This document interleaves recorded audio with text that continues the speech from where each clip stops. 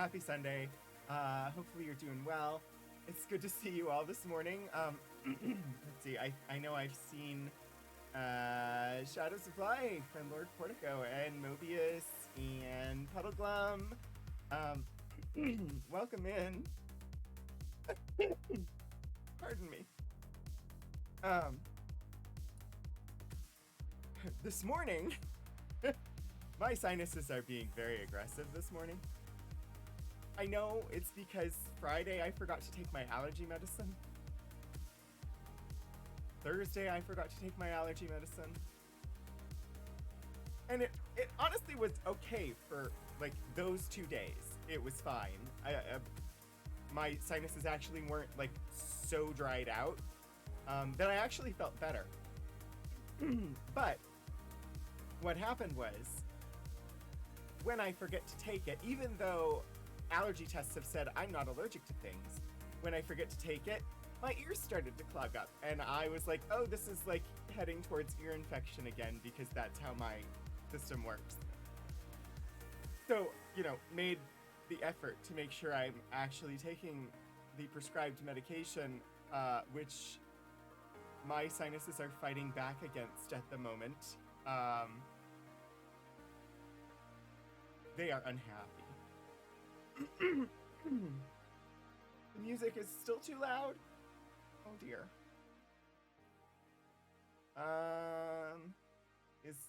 Is better now?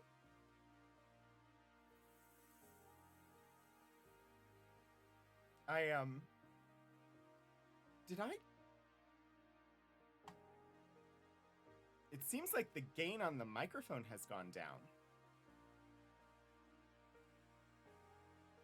Hello, microphone. Why did you change? Because I did not change you.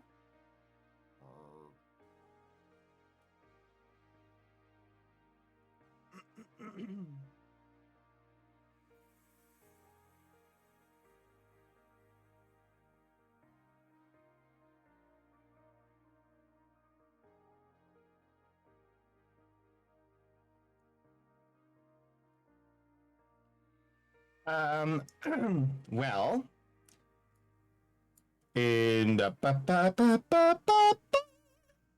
I don't know. Why did it change? This is really annoying, because the only change that I made to the microphone was in Zoom, because I was on my D&D game last night, and when I went on in Zoom, it was overly loud. And so in Zoom settings, I lowered the input gain of the microphone within Zoom. And that has apparently affected it system-wide, which it should not do. I'm clipping. Audio-wise, I'm clipping, or is it just regular stream stuff? I don't know what's going on now. I'm very sad that voice coming in all distorted.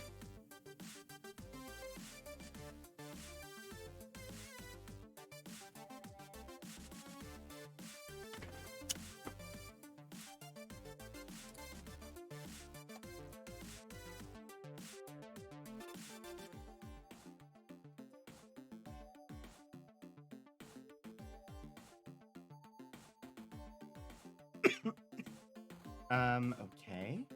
That is not as it should be. This is where it's supposed to be, but now it's really quiet and the music is overpowering it, and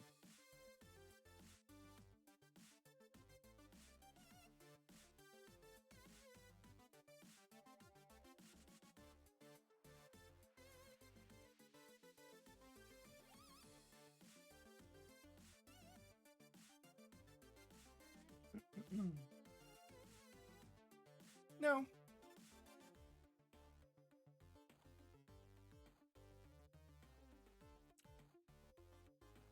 Hello, microphone. Why are you doing this to me?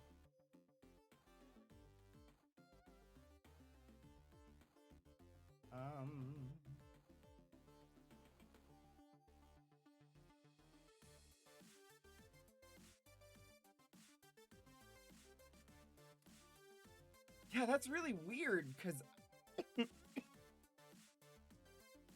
I didn't change any of these settings.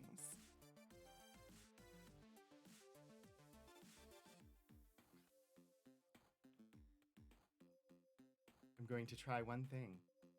I don't know if it will do any good.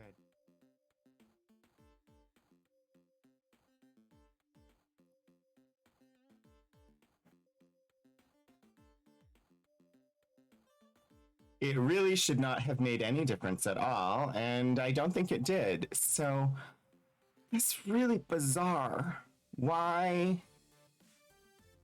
Why? Properties.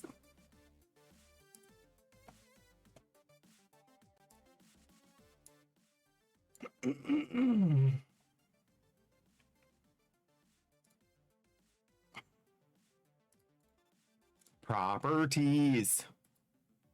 Ba, ba, ba, ba. Oh. Why did it do that? Okay. This is... I think that it should be back to where it has been for the past streams. Has it corrected? I don't know why it's doing this. This is the same thing it did last night that happened with Zoom. I have it set up. There's a specific audio option that is the proper one. And for some reason, between yesterday's stream and today's stream, OBS switched to a different microphone input. It's the same device because it's the only microphone I have, but it's called something different. But when I look in the devices list of Windows, the one it switched to does not exist. So, and for some reason, that one has different audio settings than the one that I'm supposed to be using. And yeah, it's not set up, like, I don't know. I had a fan on. I've turned it off.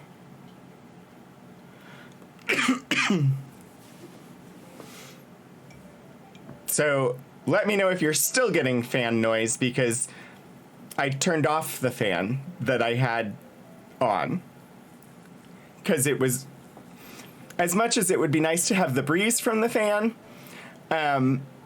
it's good to know that you could hear it, but also it was aggravating my sinuses at the moment, so I needed it to be off. It is indeed not not a stream without technical difficulties.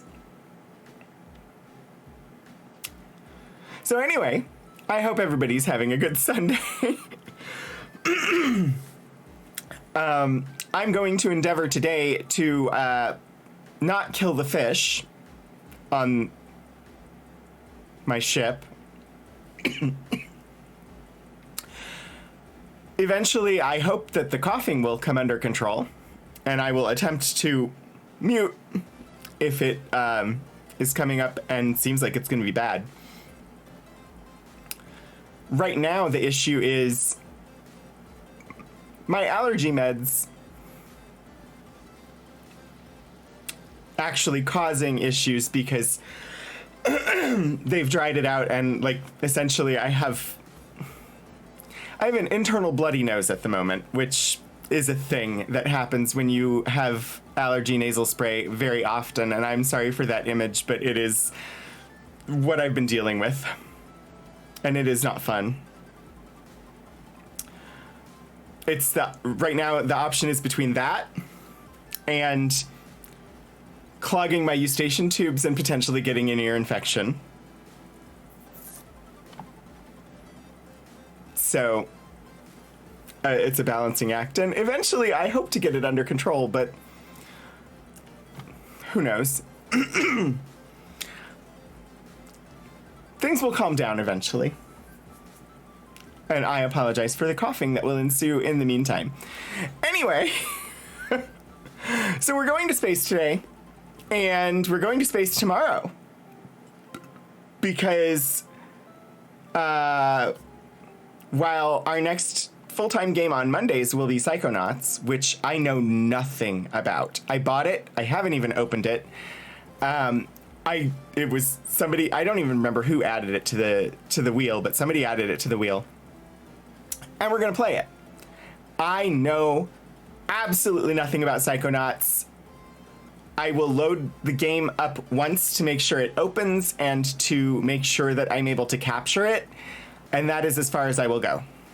I might look at settings to make sure that if there's a need for captions, I've got them on and stuff like that. But that is coming up, but that is a week off.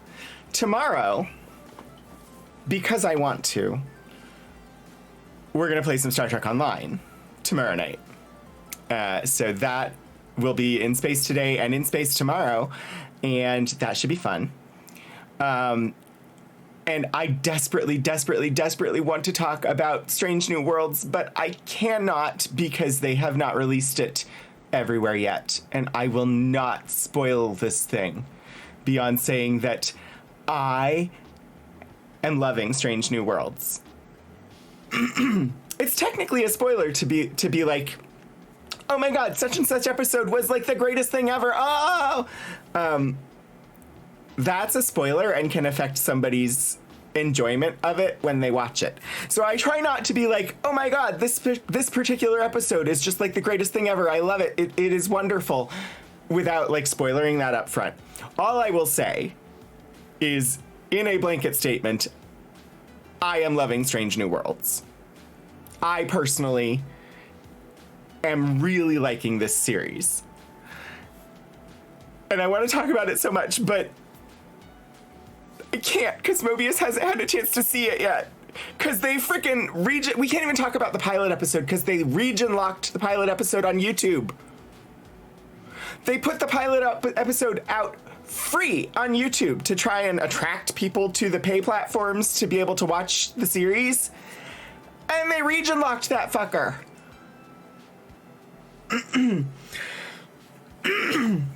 Region locks piss me the fuck off.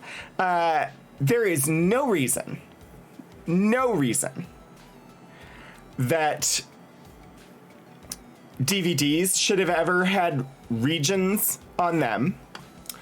There's no reason that books are printed books are region locked. There are printed books that you can buy in some parts of the world and not other parts of the world, and not because they're like banned or anything, but just simply because they are not published in that part of the world and therefore not available. I know this because my interest in speculative fiction and reading novels and things like that. In the past, there have been books that I was very, very interested in. They sounded interesting. I found out about them online. Only available in the UK. Cannot buy them in America. And like, why?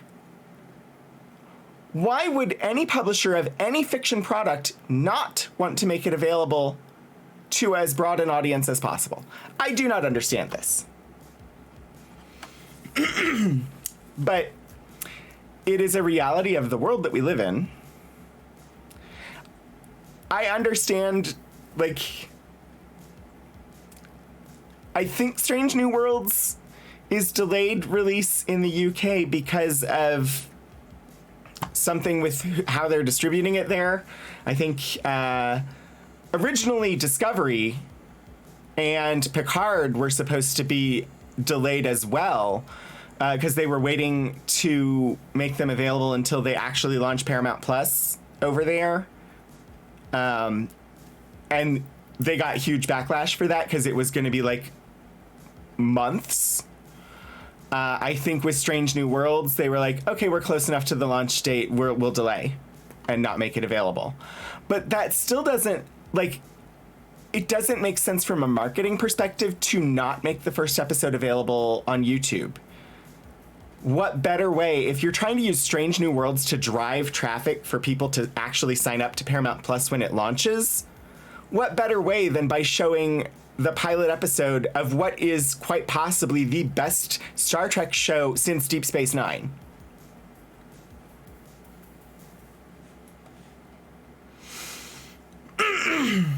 Most of them involve licensing. Yeah, no, I do not give legal advice. I also don't give copyright advice outside of the responsibilities of a librarian. And only in very specific researched moments. Come on, Chantel. Quit this shit.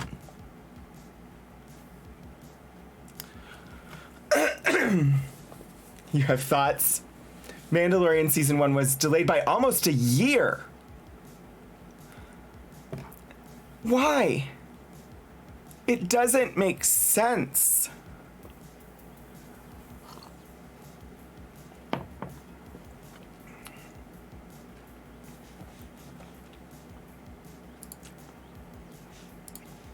What's funny is the stream stability is actually much better than it was yesterday. It's unstable, but it is significantly more stable than it was yesterday. Oh, and you know, there's the drop finally showed up on the graph. But it seems like it's recovering. And we'll see if it is the literal like peaks and valleys like every couple seconds like I had yesterday, which sucked. I had over 21,000 dropped frames by the end of stream yesterday. Go to space while we still can. I can possibly do so. In fact, let us endeavor to do so.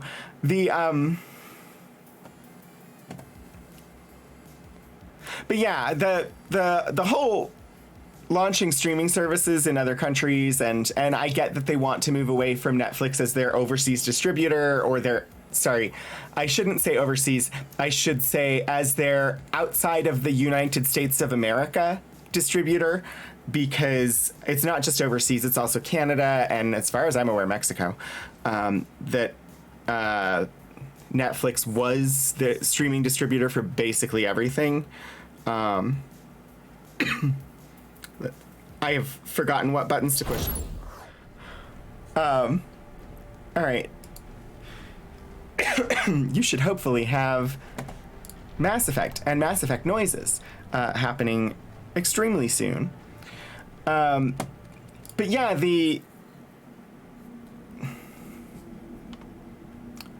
when CBS announced Discovery and that it was going to be streaming only, I went to look at their streaming platform, and I signed up for a free trial of CBS's streaming platform. We have to go see the fish first, because I will not let them die. I'm trying not to let them die, so must see the fish first. And their streaming platform was butts. It was literal, like not like juicy, make you thirst butts, but like saggy, droopy, like there used to be a life in that butt, but now there's not a life in that butt. Their streaming service was like the worst thing I had ever seen. Yahoo Originals had a better streaming service than CBS when they first announced that Discovery was going to be exclusive to their streaming service. I signed up for that trial. It was a free 15-day trial. I signed up and I was like, oh, you know, I'm gonna watch Jag, because Jag was a CBS show, and it was one that I had enjoyed previously, and so I was gonna catch up. I was gonna go back and like watch Jag from the beginning. On their exclusive service, where they claimed to have full runs of shows, they were missing 3 episodes of the first season of Jag. They had 1 episode of the second season of Jag. Total 1 episode of the second season, and it was the first half of a 2-parter. And then there was so much buffering, it was not really possible to watch anything. I disconnected.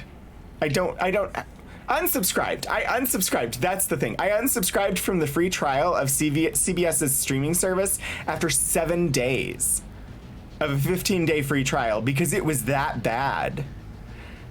So I was really reluctant. And I actually waited. I did not end up, in fact, signing up to the streaming service for the first season of Discovery. I waited for the first season of Discovery to come to iTunes before I saw it because their service had been so bad I didn't want any part of it. I fed the fish. I will say their service has gotten much better now, but I don't like all this shit about how they're like region locking things, and it's just stupid. We're in a global economy. We are in a period of time where it's impossible to avoid spoilers. So if you do not have it day one, you are not going to have the same experience as everybody else. And so it ultimately hurts their potential audience. Like, it reduces the enjoyment and ultimately the incentive for people to watch it by delaying. And anyway, these are just thoughts. I have not done market analysis. I'm not an entertainment person. I'm not an arts management person. I am literally an archivist and a librarian who has ADHD and streams on the internet 4 times a week. But I get frustrated. Hi, Kasumi. We're going to talk to you now. After we have a drink at the bar. The bar that exists on the ship, even though it doesn't. Sorry, this was my this was my rant about the fact that shows that should be available in the UK are not yet available in the UK. To starboard, yeah. Oh, can I get really drunk in here?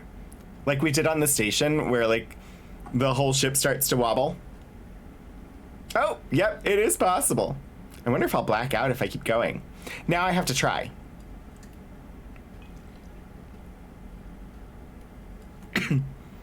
Port. Oh my gosh, Mobius, you are right. It should be port.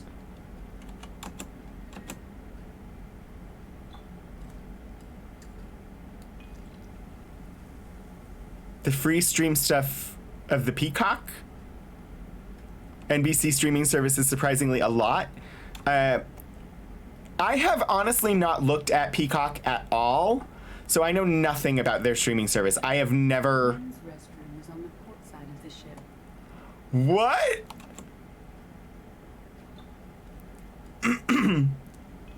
Yeah, I know nothing about Peacock. Edie telling us where the restroom is? I have to see how this goes.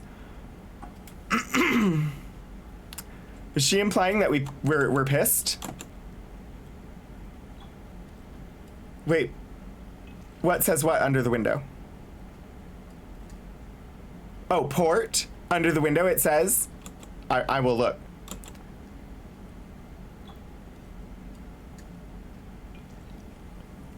Also, this is unhealthy. Do not do this.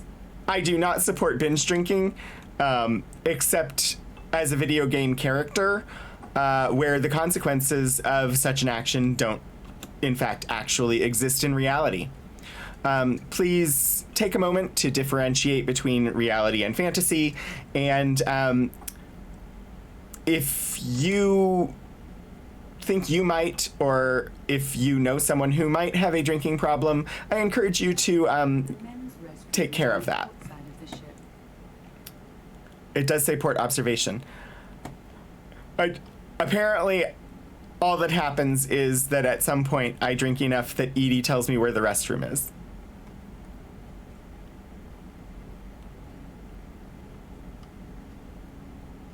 There you Oh, I forgot. She doesn't have conversations with us.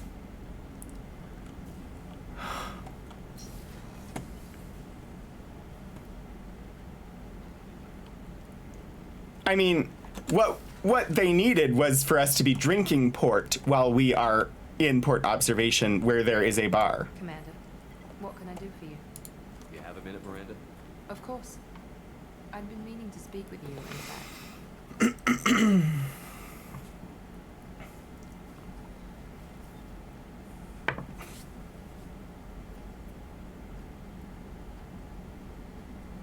I wanted to apologize. I didn't fully believe you'd be up to the task, and it seems I was wrong. Frankly, based on what I've seen, I wish Cerberus had recruited you earlier. Ah, Peacock has some free series on it. I mean, that's nice, honestly. If I wish more of the services would do that. Offer like a couple of the series on their platform for free. It encourages you to download the platform, to get used to their interface, to see how their streaming compares as far as quality and reliability. And so as a means of getting people to sign up for the service, it makes a lot of sense to offer 1 or 2 shows for free. People come to watch them, see other things that you've got, and eventually subscribe. The conversion would be the business term used for converting or for having those people who watch for free become paid subscribers. And I think from a business perspective, that makes a lot of sense. And I'm surprised more of them haven't done it. Instead, you have things like the old Hulu interface that actively drove people away. They've slightly improved it now. They did a revamp a couple of years ago and redid their entire interface, and it was awful. Absolutely horrible. It, instead of underlining what your current selection was, it overlined what your current selection was, and it was not obvious, and there was no guide when they launched it. It was just suddenly the interface was different. And there was a single, like, couple of pixels big line that would appear over the text of whatever you were selecting. So in a list of items, you would think that, oh, here's the indicator is under the word, because the layout of it made it look like it was underlining something. But what it was actually doing was putting a line over the thing you were picking, which is the least intuitive thing ever. And they kept it that way for 3 years. They didn't change it from this non-intuitive, actively hostile user interface for 3 years. And when they did, the change was to make the line, in effect, bold. It's now more pixels big, and to make it a box instead of a line. So it's actually more user-friendly, more intuitive. But it took them 3 years to take the line they were putting over top of text, make the line wider, and make it a box around the text.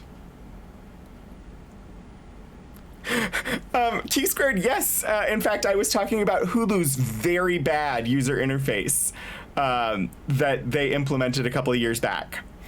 I got distracted because we've been talking about streaming services because of Paramount Plus and their refusal to give any access to any of Strange New Worlds until Paramount Plus launches in the UK in June.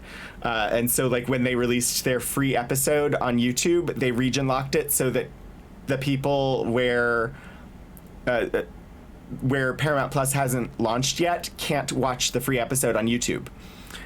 So yeah, we've been. My rant of the day is about streaming services and some of the questionable decisions, the decisions that, from my understanding, do not make sense from a marketing standpoint, from a business standpoint. I do not see the business justification for what they're doing. It seems to actively hurt their likely chances of getting subscribers because of the programming, like, which seems to be their entire business plan right now, is attract subscribers to subscribe to the individual platforms based on unique programming. And they're actively fighting against that with some of the decisions that they've made, and it doesn't make sense. So that is our rant of the day at the moment.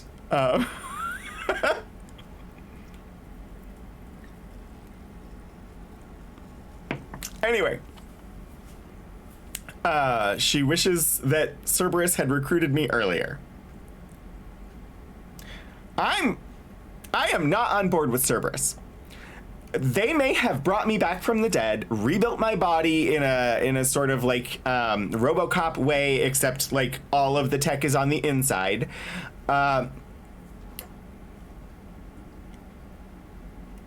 But they're just not a good organization. I'm going with Cerberus is wrong. I trust you, but I don't trust Cerberus. Your experiments crossed the line.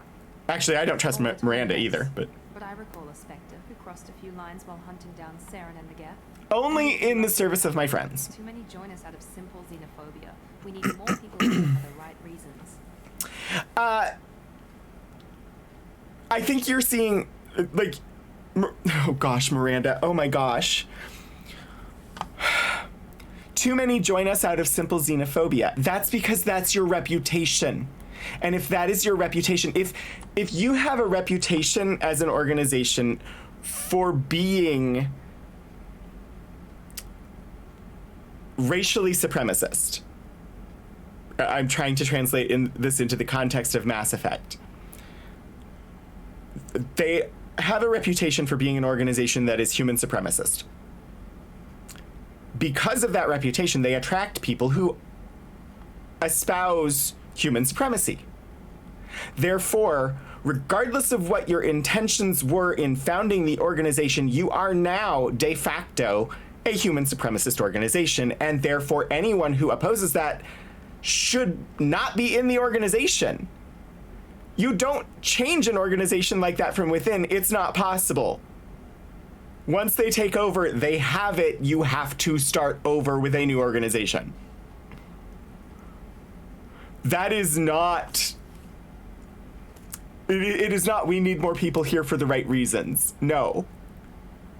You're already admitting to yourself, this organization has failed. It is a human supremacist organization.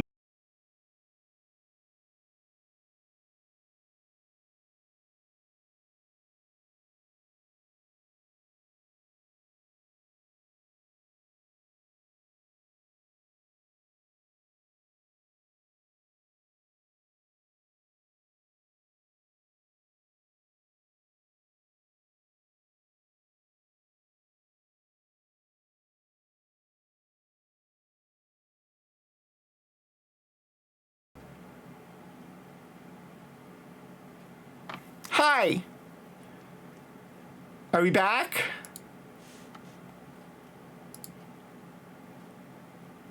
Maybe?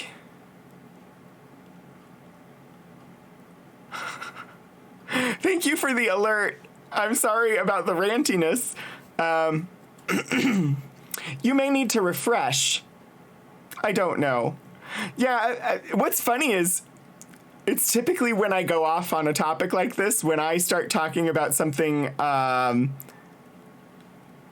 real world context with relation to the games that we're playing, suddenly the stream will go offline for some reason. It's almost like the internet doesn't want me saying things. I don't know. But I'm seeing some of the comments. Don't you usually want to recruit? Yeah. Don't expect anything but recruitment. Indeed, indeed. I just...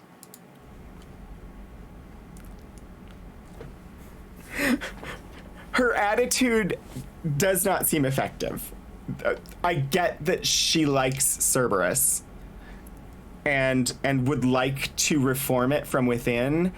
Everything I have seen, Cerberus is fully corrupt, and it's not possible to reform them from within. I have not been provided an opportunity to exit their service within the game. Therefore, I am still flying around playing as a member of Cerberus, despite the fact that I very much want to burn them down and leave the ashes in my wake and go back to not working for them. Anyway. Oh boy.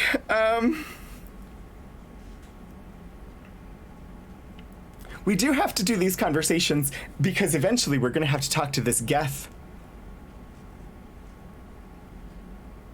There's Cerberus. Oh, please. Are you warning me that the next post is spoilers? Because I would rather just not have it in chat at all. One of those places where the world building is a little more realistic than they probably meant it to be. Well, the thing is, this game is like a decade old. So at the time it was extrapolation based on possible future. They could not have known exactly how close to reality they got.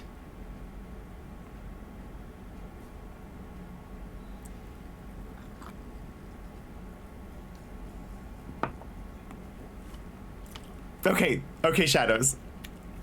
You're just saying, like, there's stuff about Cerberus in ME3, which I fully expect. What was Cerberus trying to prove by experimenting on children like Jack? Yeah, that's unforgivable. No question. They're not reformable. And one that was corrected once we discovered the extent of the experiments being performed. That's literally like you were doing experimentation on kids. You don't come back from that. Unless you're the Catholic Church. But you don't come back from that. BioWare can be disturbingly on the nose about the future sometimes. Once we discovered the extent. Yeah, they were okay with experimenting on kids.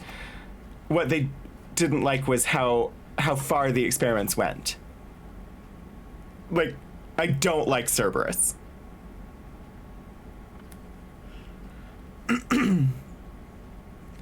I saw your faces years ago. You were using Rachni, Thorian creepers, even husks to make your own army. The husks were already dead. The Thorian creatures were mindless, and the Rachni were abandoned once we understood their intelligence. We weren't breeding an army. We were breeding expendable shock troops for high-risk scenarios. You don't think that's a problem? Died in Saren's attack on Eden. How many would have lived if we had just a dozen Rachni soldiers on our side? Breeding shock troops. The term breeding implies living creatures, therefore not expendable.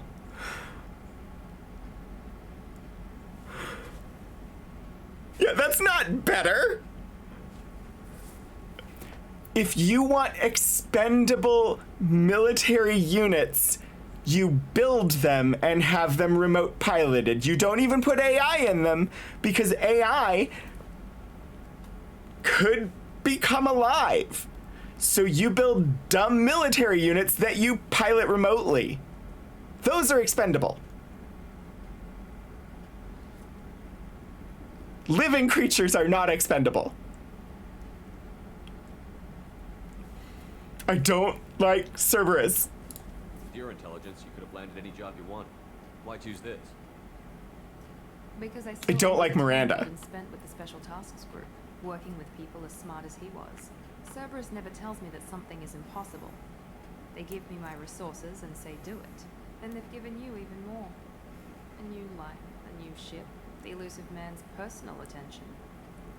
Don't remind me that I owe my life to this corrupt organization. Remotely piloted mechs are also expensive, and therein lies the problem. Indeed, flesh is cheap.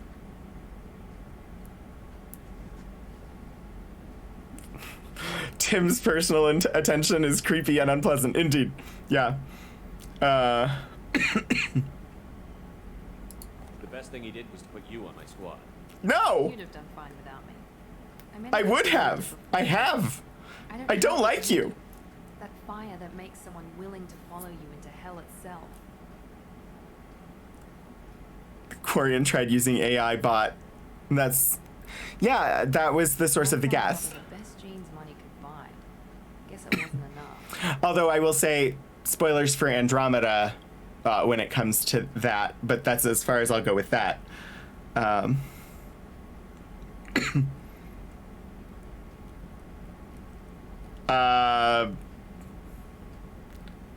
Gosh, I don't really want to continue this conversation. I really don't like Miranda.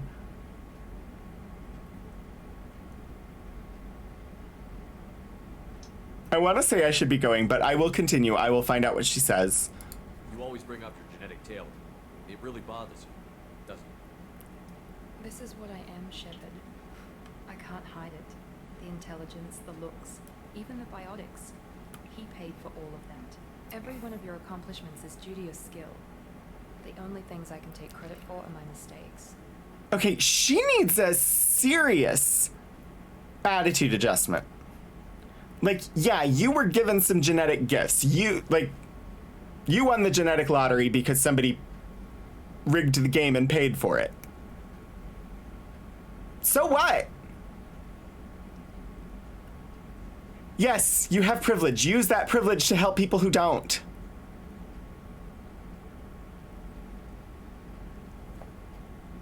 HR's therapy referral program is not the best. Like, she's literally a living embodiment of privilege. She's been handed everything. She's been,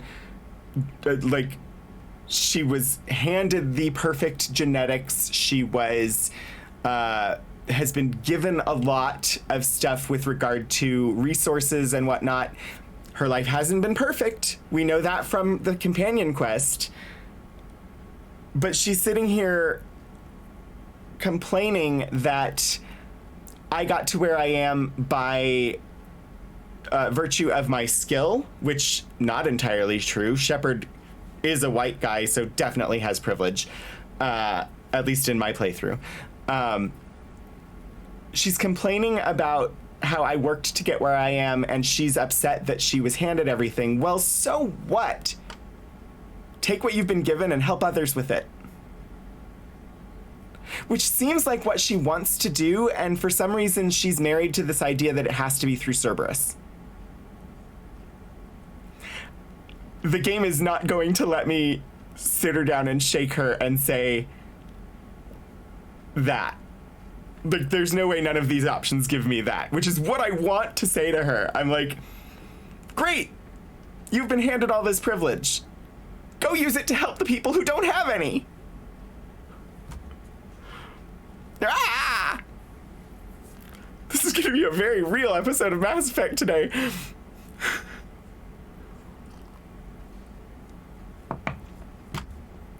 That's a tough feeling to live with. Maybe after we save the galaxy, you'll change your mind. We can hope. Thanks for coming by, Shepard. I appreciate it. 6 Paragon points for that. I mean, we have seen in the past, Miranda tends to set me off. I do not get on well with Miranda. The Cerberus loyalists, I don't really get on with. I How can I help you, Commander? don't think he needs anything from me. Absolutely. Since you set up my kitchen with proper supplies, thanks again. She needs some therapy to process her ideas that she feels more or less beholden to the person.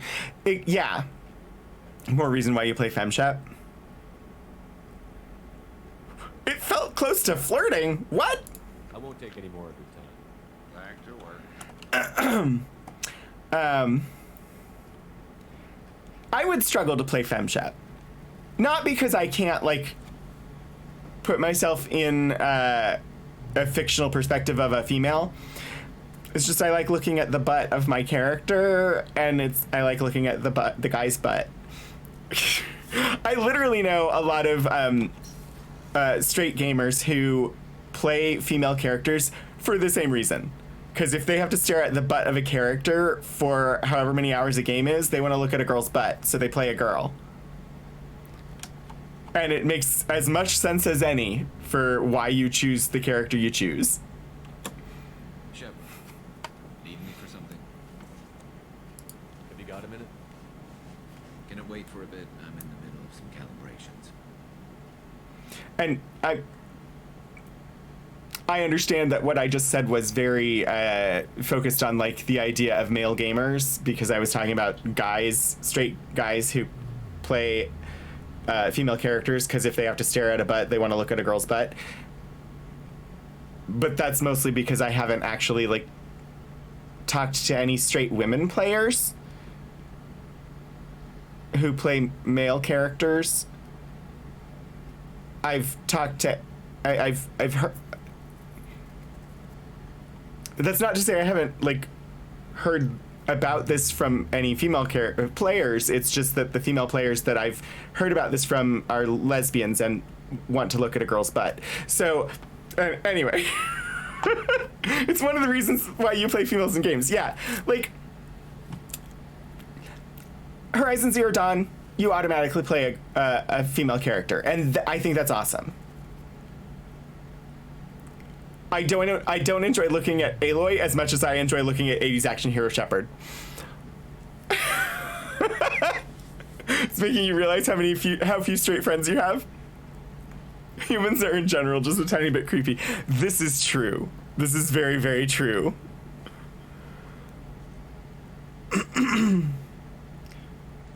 I just want to talk.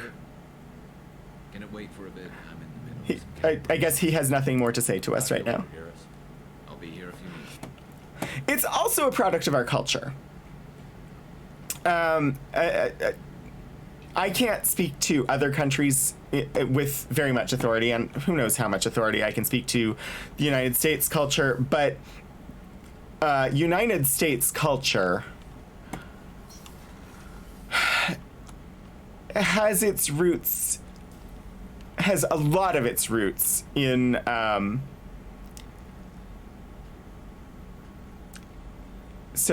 Puritanism, like a lot of the culture that is taught in America to elementary kids as this is what's right, stems from Puritanism in England in the 1600s, and also ties back to like Victorian ideas of what is acceptable behavior, which ultimately leads to repressed ideas of sexuality, sexual deviance becoming exciting by the fact that it is called deviant, and that it needs to be hidden. So it is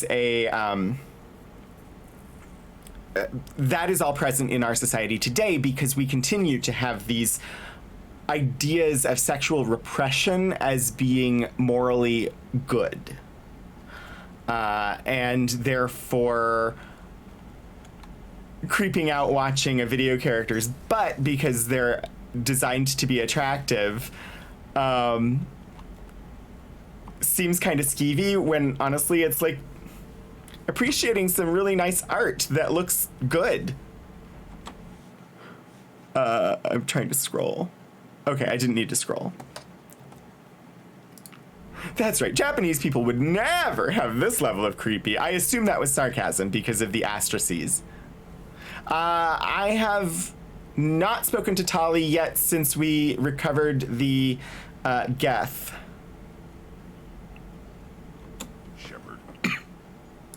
Just checking in. I'm making my rounds, and I think the Geth is going to be in that life support bay in Med Bay, Warlord Granth would target here to scout. which is why I didn't go in there yet. Then focus on engines. That's what tank imprints show about human ships anyway. It's how I learned from the tank. Old pictures where memory is. Like holding a book for a child. Just remember this picture after picture. No help with finding the reason to care. Oh, gosh, everybody's conversations are really real right now.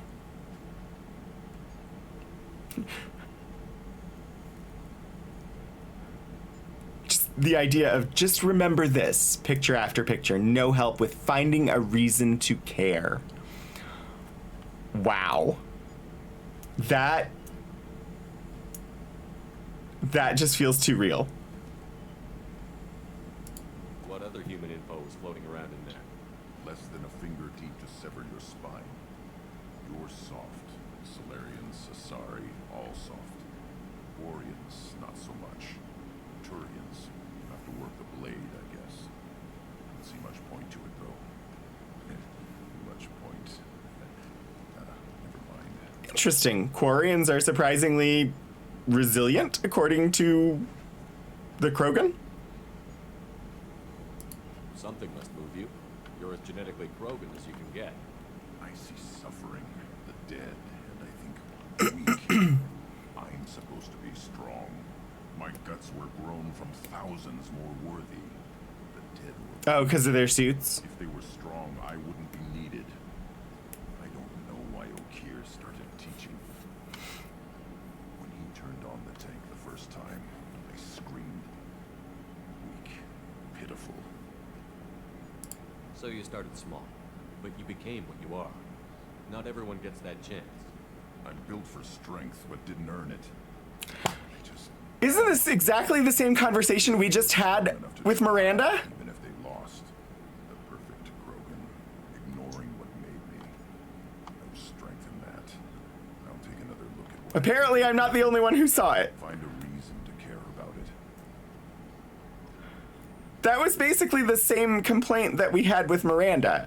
I was genetically created to this. I didn't earn it myself.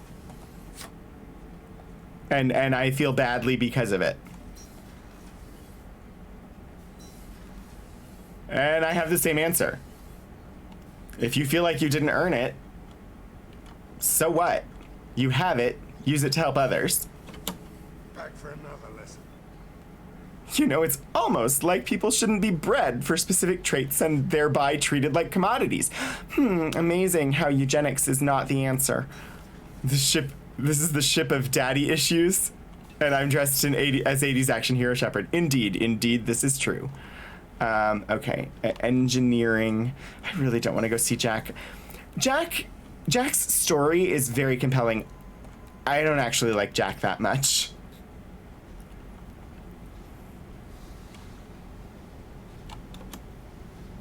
Hey, I want to talk about us. That sounds like a flirty option. I don't know that I can pick that.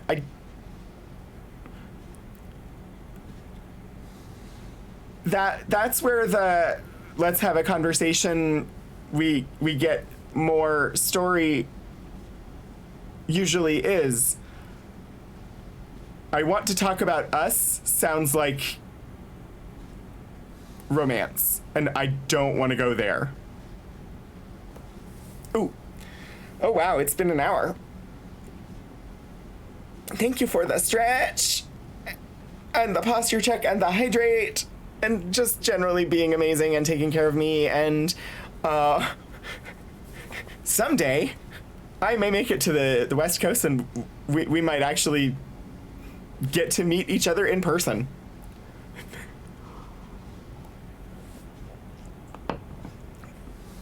But regardless, I very much appreciate you, my wonderful moderator. I'm scared to click this one. I'm going to... I should go. whatever. That I assume you have a meat form. I'm gonna save, because if this turns out to be a romance conversation starter, I'm gonna load. Hey, Talk to me, Jack. Shepard, we talked enough. You're just pissing around. No hard feelings, but I don't want to play. Apparently, I can't tell if that was a romance option. I think maybe it was she thought we were starting a romance and I rejected her option, which honestly I'm okay with, except that the option, I don't like the idea that I just implied to her that I wanted to potentially patch that up and pursue the romance anyway. I should go. Whatever. Aren't we all sausages? You're a shadow.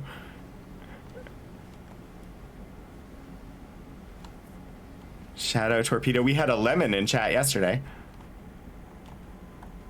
Moist bags of meat and organs. Ah, so we're haggis. Oh wait. Actually, I don't actually know the ingredients to haggis, so I should not.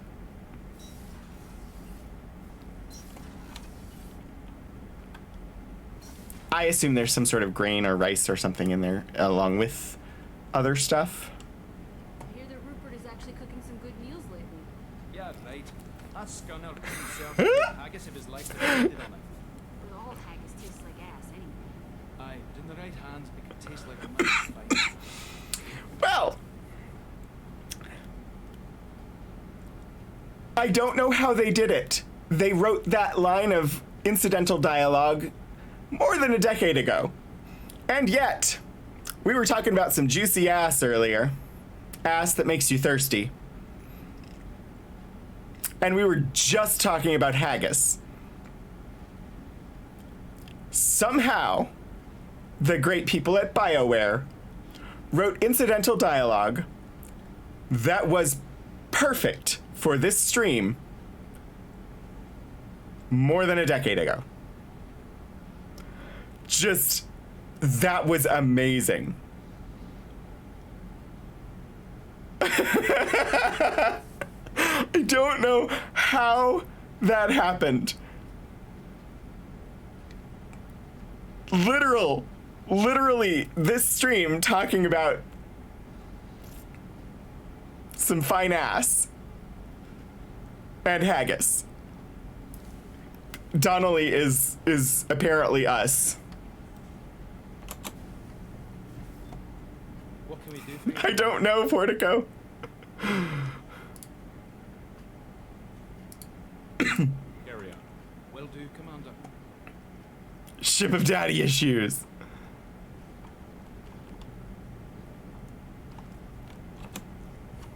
Shepard, what can I do for you? Have you got time to talk? Sure. Let me just come on, you little bushtet. Oh, sorry.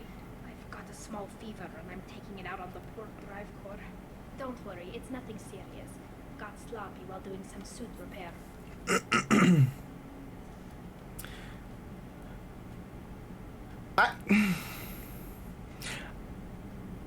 I understand why one of the options is why do you get sick? It's a part of allowing the player to learn lore in the world. It's an inappropriate question. If you want to know why Quarians get sick, there's a whole information network that information can be found upon.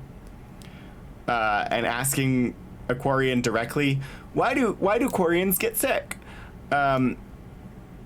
Is just failing to take responsibility for your own learning and putting extra burden on them to explain Quarian experience.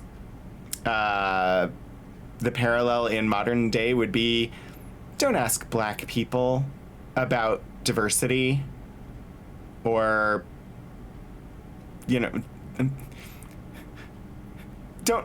yeah, if you got questions, there are resources to answer those questions. Don't just ask random black people heavy questions, because it's not their responsibility to teach you, and they've probably been asked 6 billion times, and it's extra burden on them. Also, don't walk up and touch black women's hair. What the fuck? Why do people do that? Don't walk up and touch a pregnant woman's belly. Like, respect people's personal space. Sorry. My brain is going to lots of weird places. Apparently today is a rant day. Anyway, I'm going with how sick are you to begin with. I assume we'll have to ask the other one too. You're sick? Do you need help or time to rest? Really, it's not that bad. If a stray bit of bacteria could really Don't touch people without permission. Amazing. But it should go away in a day or two. Don't worry. It won't affect my performance on the mission. It's not even an illness, really. What we experience is actually an acute allergic reaction. Indeed, that goes back to a conversation that I was having yesterday about the fact that I'm really sensitive to touch, and it makes me very uncomfortable. So generally, like, I can deal with a hug. Occasionally, like, holding hands or something like that. But otherwise, it has to be very specific touch. Like, you could grab my arm if I know you're gonna do it. But if you brush your hand up or down my arm, that is going to be problematic for me. Okay, this would be rude. Ask about the specifics of the illness. It is, again, exposition in the game, so I'll ask it because it's not going to be as, well, it might be as rude as it seems, but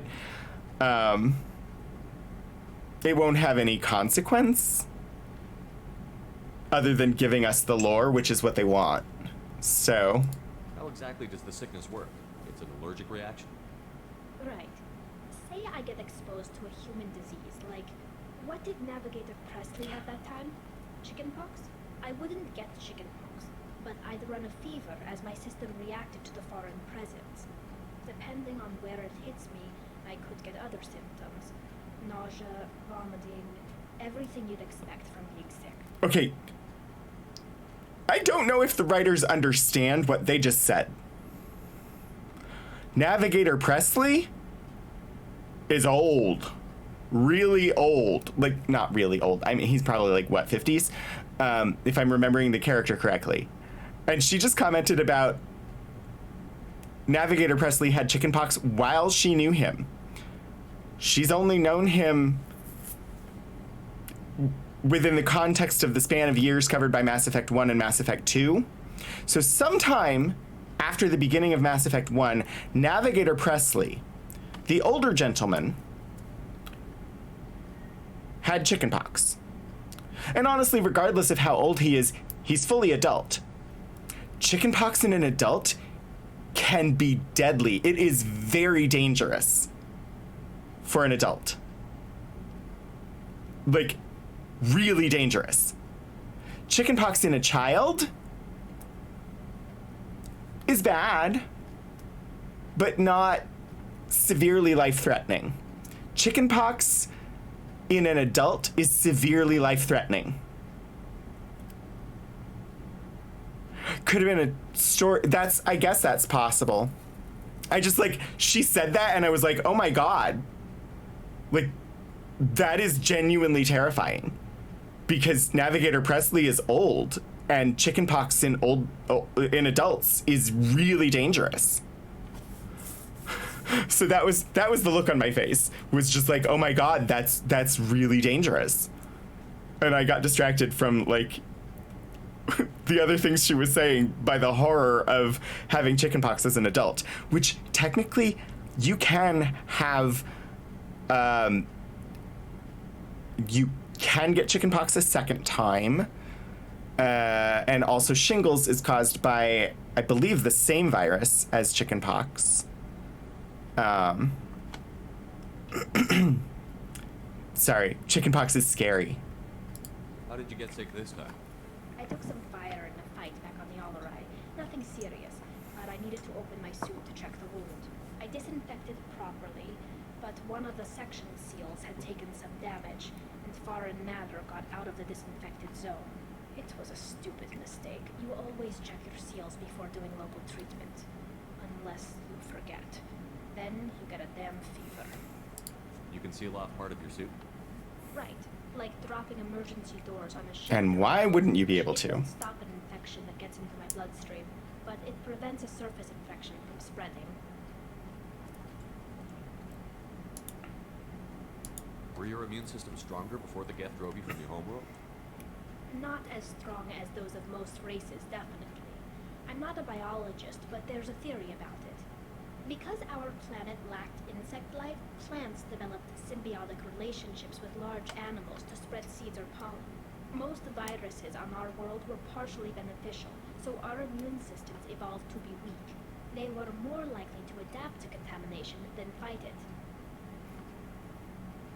That doesn't seem terribly unusual. I mean, the lack of insects does, but there are many viruses that coexist in various species. That's the whole idea, like within virology, of like, I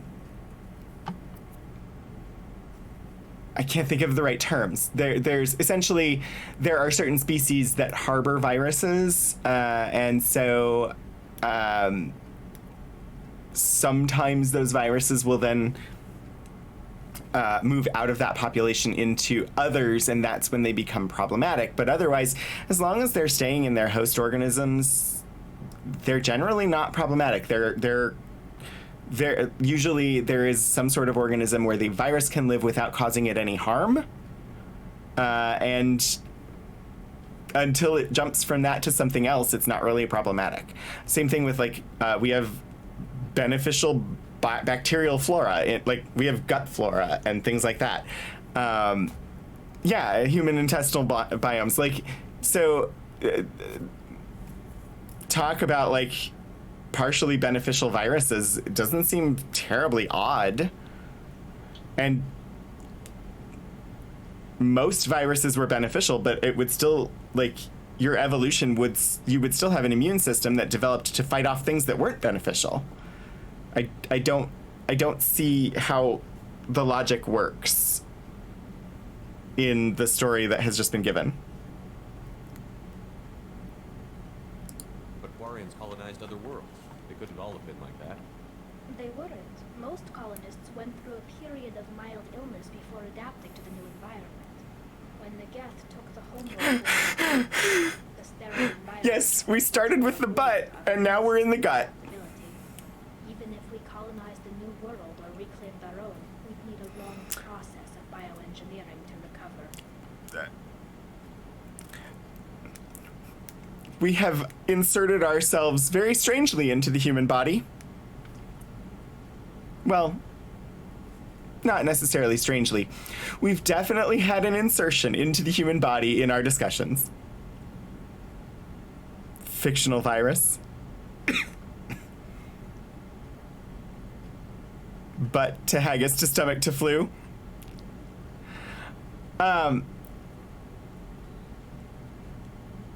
Yeah, no, I just, like, I don't know what fictional viruses... I don't know, my brain, when I think about virology, goes to the book The Hot Zone, which is particularly about Ebola, and it reads like fiction, but it is nonfiction about the Ebola Reston virus and how it was discovered and things like that. And I read it, and when I read it, my mom worked in a building that was basically a block away from the monkey house in Reston, where Ebola Reston was discovered. And she worked a block away from that monkey house when Ebola Reston was discovered. And then I read it later again when I lived in Frederick, Maryland, a few blocks from USAMRIID, where the scientists were working on identifying Ebola Reston and figured out that it most closely associated with Ebola Zaire, which is the most virulent and deadly version of Ebola. And yet Ebola Reston, for reasons they, as far as I know, still have not figured out, is not deadly in humans. It's almost identical to Ebola Zaire. Ebola Zaire has like a 90% death rate in humans. But Ebola Reston, almost identical, doesn't kill humans. So that's where my brain goes when thinking about virology. And so that book, I have a little bit of like, it feels personal to me because I lived near USAMRIID and worked a block away from where the monkey house had been. And I read the book while I lived there. And my mom had used to work in the same building that I worked in Reston, a block away from that monkey house. And she worked there when the virus was discovered there.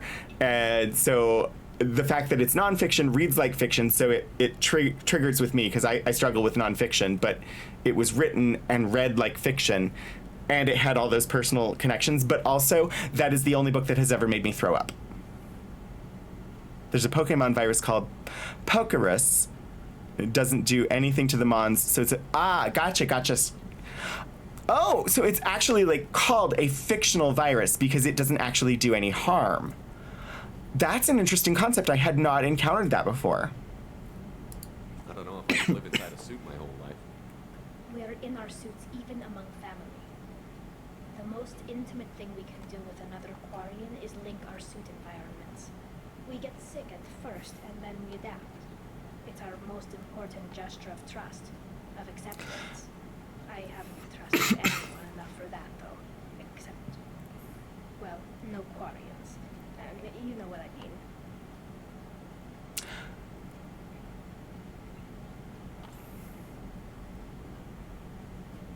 Talk to you later, Callie.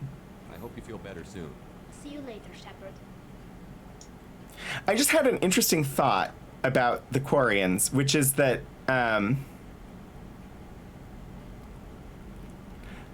it's interesting to me in the context of science fiction as a genre. So particularly science fiction, not just overall speculative fiction, but particularly science fiction as a genre. We encounter cyborgs quite often, and Quarians seem very much like a cyborg, except they very particularly do not have technology implants. They just use technology to encase their bodies. So they're fully organic beings inside of technological casings, which is a very particular form of cyborg while not having cybernetic implants. And sort of the first time that I've realized that, like, essentially from the day they're born, they're put inside of a suit and never touch the outside world. So they are in effect the suit is part of them, except it's not implanted, it's worn, which is a very unique form of cyborg. Hi, Dr. Chakwas. I wish we could share another drink. Commander. I'm really talky today. I apologize. All right, let's see if I was right. Indeed, I was. Hello, Geth. Edie. I wish to speak to Edie in here. Yes? Aha, here you are. Area of the ship. This is the AI core room, where my higher functions are housed. You're not mobile, are you? You can't get out of here? I have minimal access to the ship's systems.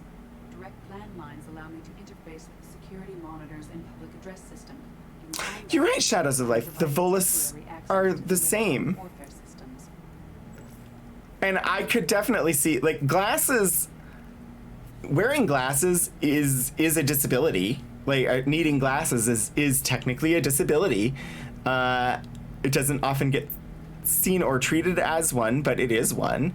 And they essentially are a part of the person. So yeah, I could see that an argument for them being a cyborg, as much of a valid argument as like a hot dog being a sandwich,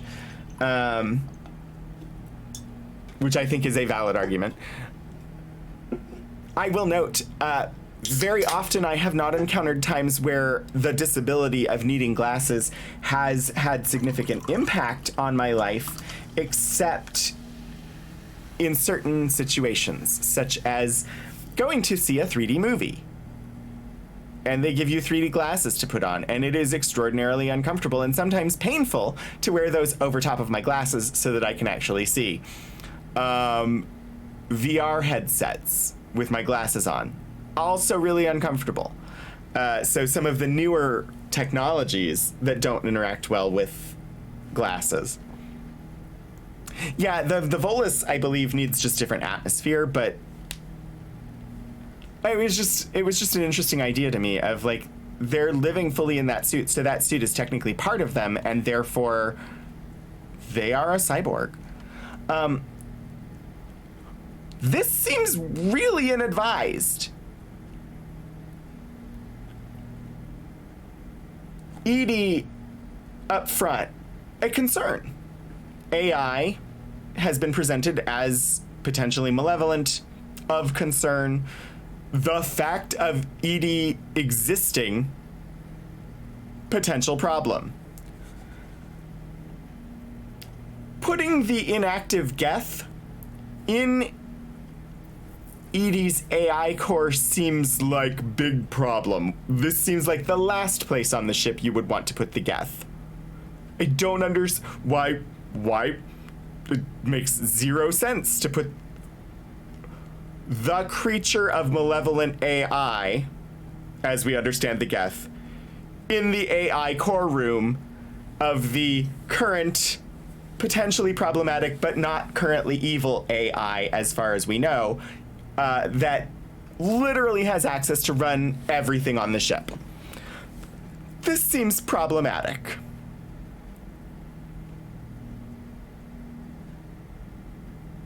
I'm not certain where kayaking came into the conversation, Key Squared. Kayaking was awkward in your experience? I may have missed something. Hot dogs are tacos by the cube food rule, but are sandwiches according to cultural norms. It depends on what classification. I mean, it is all about the classification system. That is true. Surprise inversion, where you're counting on gravity to keep your vision attached. Yes.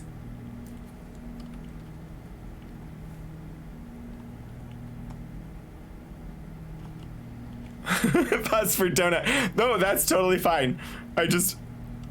Yeah, okay, I'm gonna... Literally, we are on a Cerberus ship. Why the fuck are you saluting me? I'm turning this thing back on. Be ready. Hiya!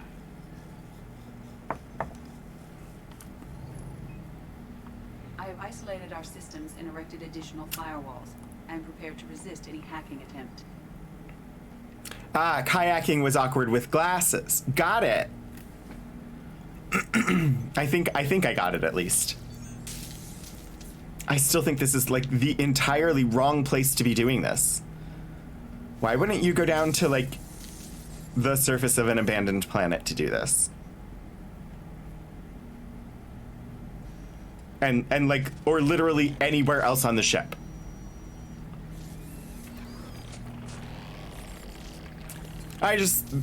That Cerberus soldier must be really new to the ship, because otherwise he would know I don't want to be saluted. Can you understand me? Yes. Are you going to attack me? No. I want to ask why not, but apparently that's the renegade option?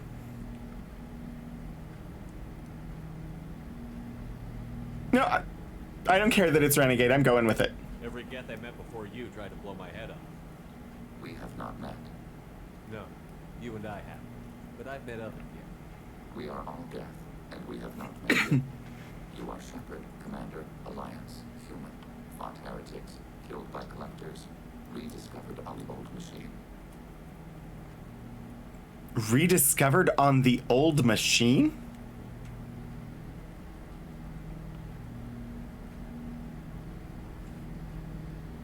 Fought heretics?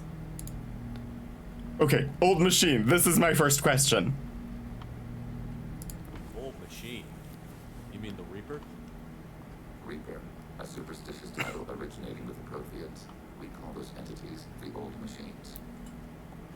I mean, it's an accurate description. You seem to know an awful lot about me. Extranet data sources, insecure broadcasts, all organic data sent out is received. We watch you. You watch me or you watch organics? Yes. Which? Both. I think I like this Geth. What do you mean, heretics? Geth build our own future. The heretics asked the old machines to give them the future. They are no longer part of us. We were studying the old machines' hardware to protect our future. Are the Reapers a threat to you, too? Yes. Why would they attack other machines? We are different from them, outside their plans. I mean, also, human biological bodies are also machines. They are just made of different things. So the Reapers attacking organics is the Reapers attacking other machines. But why wouldn't the Reapers attack other machines that are not Reapers? Just like humans attacking other humans that aren't part of their own tribe. Sounds a little like asking why organics fight other organics. Indeed, Puddle Glove, I was thinking the same thing. Yeah, the Geth do look very much like Quarians in their suits. What future are the Geth building? Ours. I love this character. Will anyone else be affected by whatever it is you're doing? If they involve themselves, they will.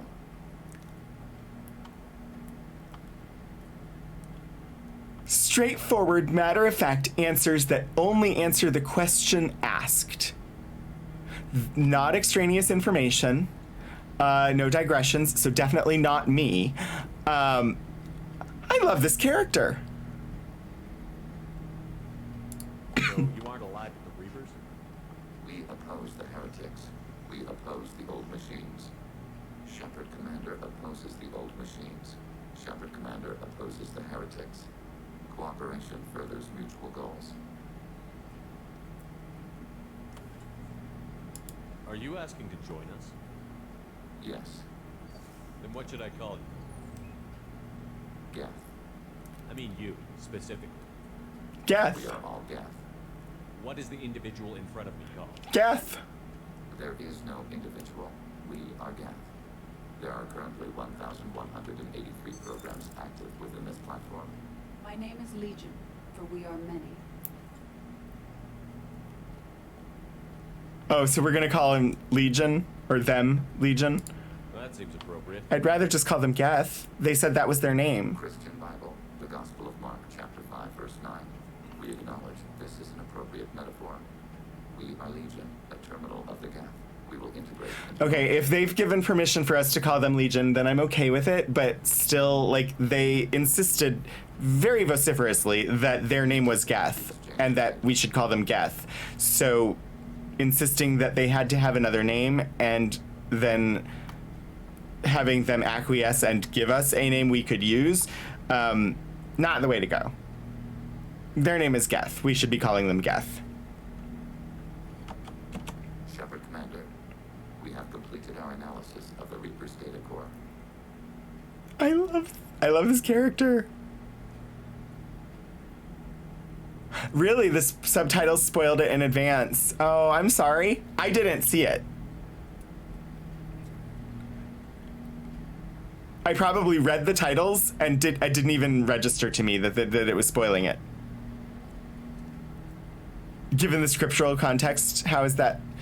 Honestly, I don't know, because I don't know other than, like, what was just quoted of, like, we are many, we are Legion. I don't know.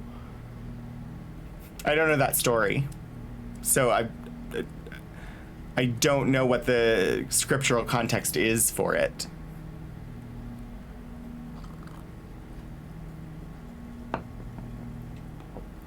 Mobius, thank you for not pointing it out, because I didn't notice it.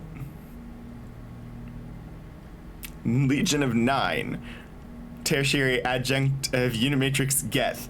I mean, Legion of 1,187, I think was the number. Did you find anything useful? We were sent to the old machine to preserve the Geth's future.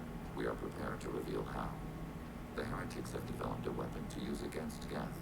You would call it a virus. It is stored on a data core provided by Sovereign. Over time, the virus will change us, make us conclude that worshipping the old machines is correct.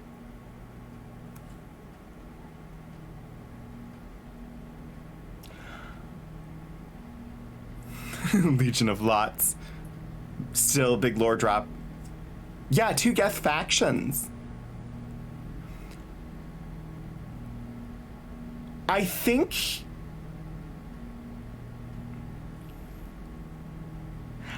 this has implications for something I won't talk about because spoilers for Andromeda. But I think it makes, spoilers for Andromeda, play differently. Because I played it having never had this or even knew this character existed.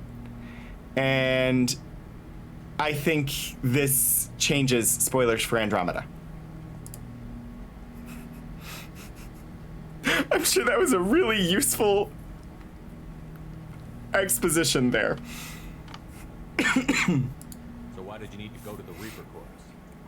The heretics store the code in a quantum storage device Sovereign provided. Trying to destroy the virus, we needed to understand its code and data storage structures. Makes sense. So, the virus would give all Geth the heretics' logic, and all Geth would then go to war with Organics. Yes, Geth believe all intelligent life should self-determinate. The heretics no longer share this belief. They judge that forcing an invalid conclusion on us is preferable to a continued schism. So basically one AI is trying to take over the other, and if they succeed, then individual units would cease to be Geth and would then be Reapers. I thought Geth couldn't be hacked or get viruses, at least for more than a few seconds. Now they can. So is stored from archives. New installations are deleted. This heretic weapon introduces a subtle operating error in our most basic runtimes, the equivalent of your nervous system. An equation with a result of 1.33382 returns as 1.33381. This changes the results of all higher processes. We will reach different conclusions. That makes perfect sense.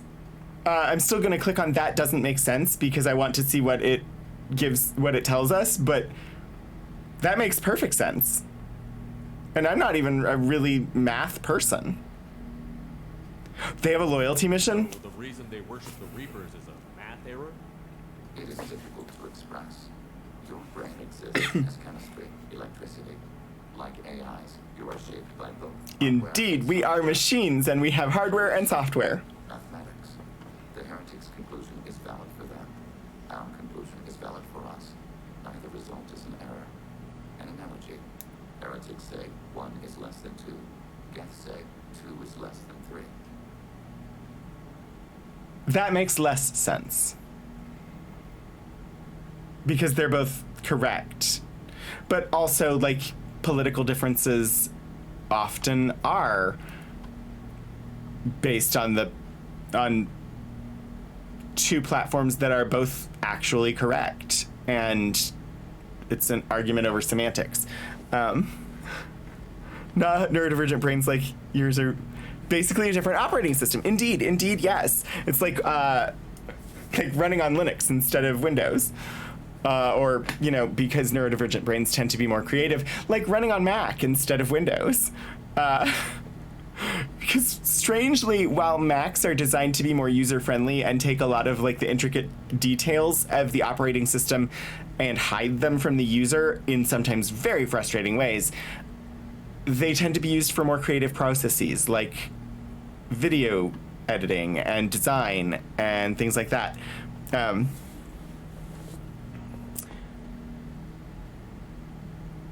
I like Geth. I'm going to have to start referring to them as Legion because that's how the game is going to refer to them. But they clearly said their name is Geth.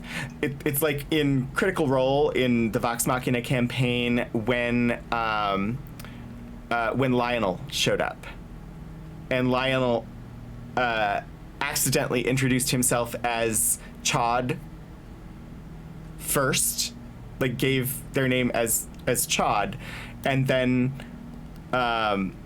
corrected and said, but Lionel is the name I chose for myself. And then the cast kept using Chod because they found it a humorous name, and they continued using Chod when the character had specifically said, I would prefer to go by Lionel. It is the name I picked for myself. That bugged the heck out of me. And it wasn't until 4 or 5 weeks later, or maybe 3 weeks or whatever. It was after the guest, I can't remember what his name was. The guest who played Lionel, after he was gone, but Lionel was still there, and was being Jaegered by Matt, they were talking with him or having a conversation about him or something, and someone finally said, it was Laura that finally said, I think he prefers to be called Lionel. And that was it took them that long to actually respect that the character had requested to use that name. And it really just, that whole bit, I enjoyed the character, I enjoy the show, I love Critical Role. That was one spot where I was just like, no. They specifically said they prefer Lionel and they picked that name for themselves. Why do you keep using the name they don't want to use? It was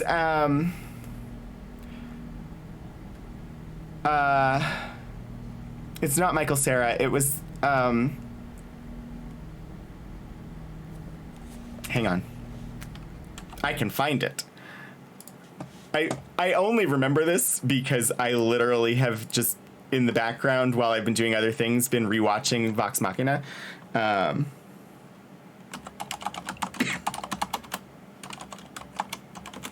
Although it's been a few weeks since I saw those episodes again.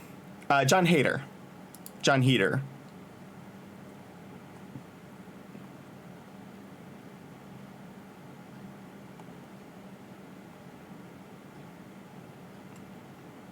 Who was a person.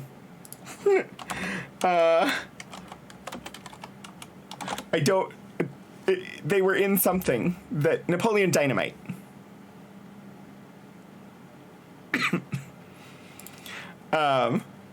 Anyway, I have distracted myself once more. Are we surprised? I think not. Anyway, I don't like that the game is going to be using the name Legion when this character specifically said multiple times that their name is Geth. It was a man. No, he was a dragon man. So I don't like that, but we'll adjust and move on. It is a decades-old game that we can't change at this point. But he was still Trogdor.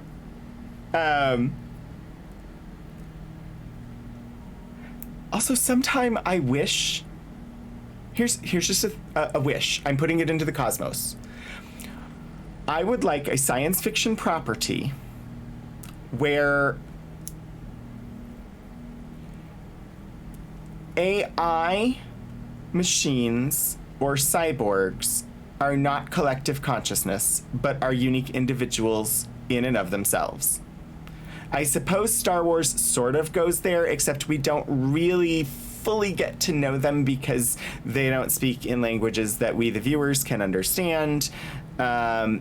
And even then, there is a little bit of a tendency to make them all like one another. So, you have C-3PO, and then you have the other protocol droids, and they're all kind of similar. I would very much like to have artificial intelligence or robot android in science fiction property where they are not all identical. And for a second, I thought maybe Alien did it, but no. Because they all tended toward being evil. Duckinating the countryside, duckinating the peasants. Oh my god, Portico, that's perfect. I don't understand this analogy. I understood the calculation error, returning the wrong result and changing their opinions on things. I don't understand heretics say 1 is less than 2 and Geth say 2 is less than 3. I don't understand that. I thought Geth couldn't be hacked or get viruses, Oh. at least for more than a few seconds. I have clicked on the same thing we just clicked on. Stored from archives. New installations are deleted. This heretic weapon introduces a subtle operating error in our most basic runtimes. The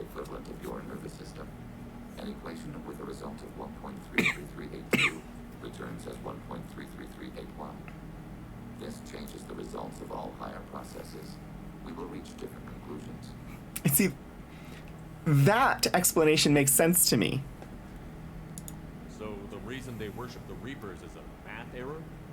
It is difficult to express. Your brain exists as chemistry, electricity. Like AIs, you are shaped by both hardware and software. We are purely software, mathematics. The heretic's conclusion is valid for them. Our conclusion is valid for us. Neither result is an error. An analogy. Heretics say 1 is less than 2. Geths say 2 is less than 3. Okay, I followed the analogy better that time. It was just another way of explaining, like, both results are correct as... If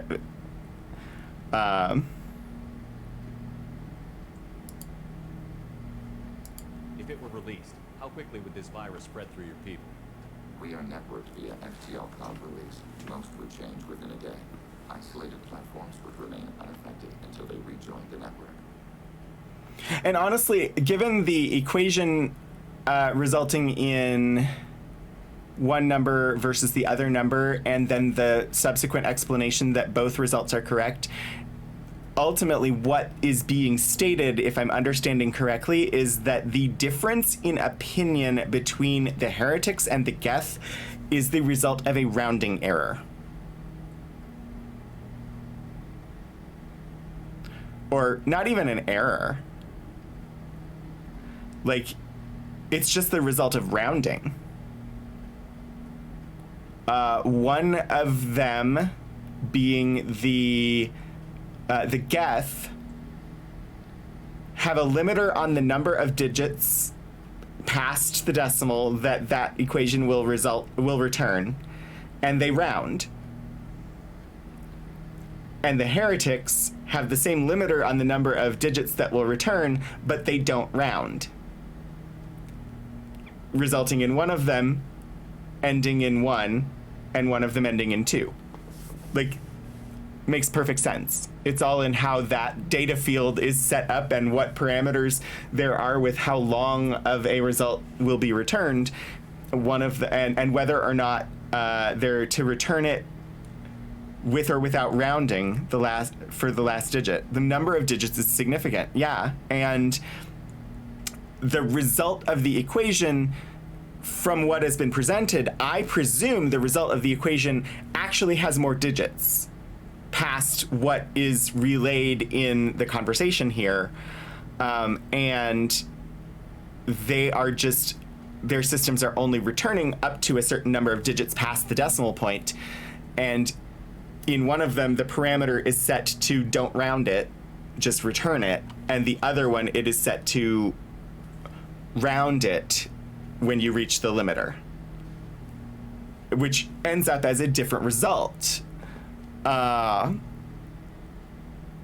number of figures is significant. Yeah, sorry, I find it really fascinating. I am not a maths person, but that doesn't mean I'm not interested by math. It's just that I don't do arithmetic in my head. You know where this thing is? The Heretics headquarters station on the edge of the terminus.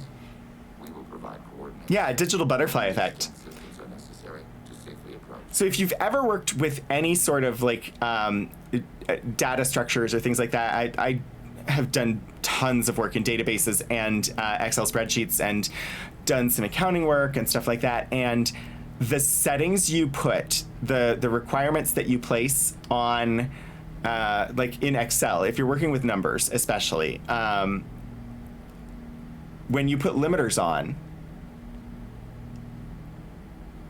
you will get different total results. If you're trying to calculate the sum of a range of cells and you allow 4 digits after the decimal point, you will get a different result than if you allow 6 digits after the decimal point, because of the way Excel does rounding. Same numbers, adding it up, but when you increase the number of decimal points, the full numbers before the decimal point can change based on the overall rounding that the system does.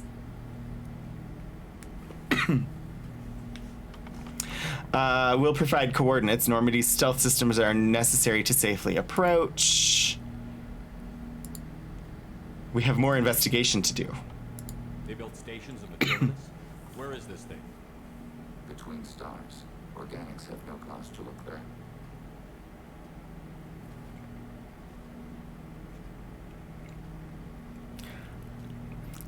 Why would they be in Geth space? Why did they build stations outside Geth territory in the first place? The heretics seek improvement. Oh, sorry, we're talking about the heretics, not the Reapers. They help them attack organics. We condemn these judgments. What's the plan once we get aboard? The Geth will disrupt their network, prevent the station's defenses from focusing on us. The Reaper data core is physically isolated from the network. We will need to be escorted to it to access and destroy the data. What defenses should we expect? I assume this is the companion mission? Mobile platforms of various configuration and non-sentient defense turrets. How many Geth? There may be billions of individual programs. Fortunately, most will be uploaded to the central computer. Only a few mobile platforms are maintained at any time. Others are manufactured when needed. We'll wipe them out. I do not want an answer, no, Helgrove. Thank you for asking. I think we will stop them. I won't let them brainwash your race, especially not to worship Reapers.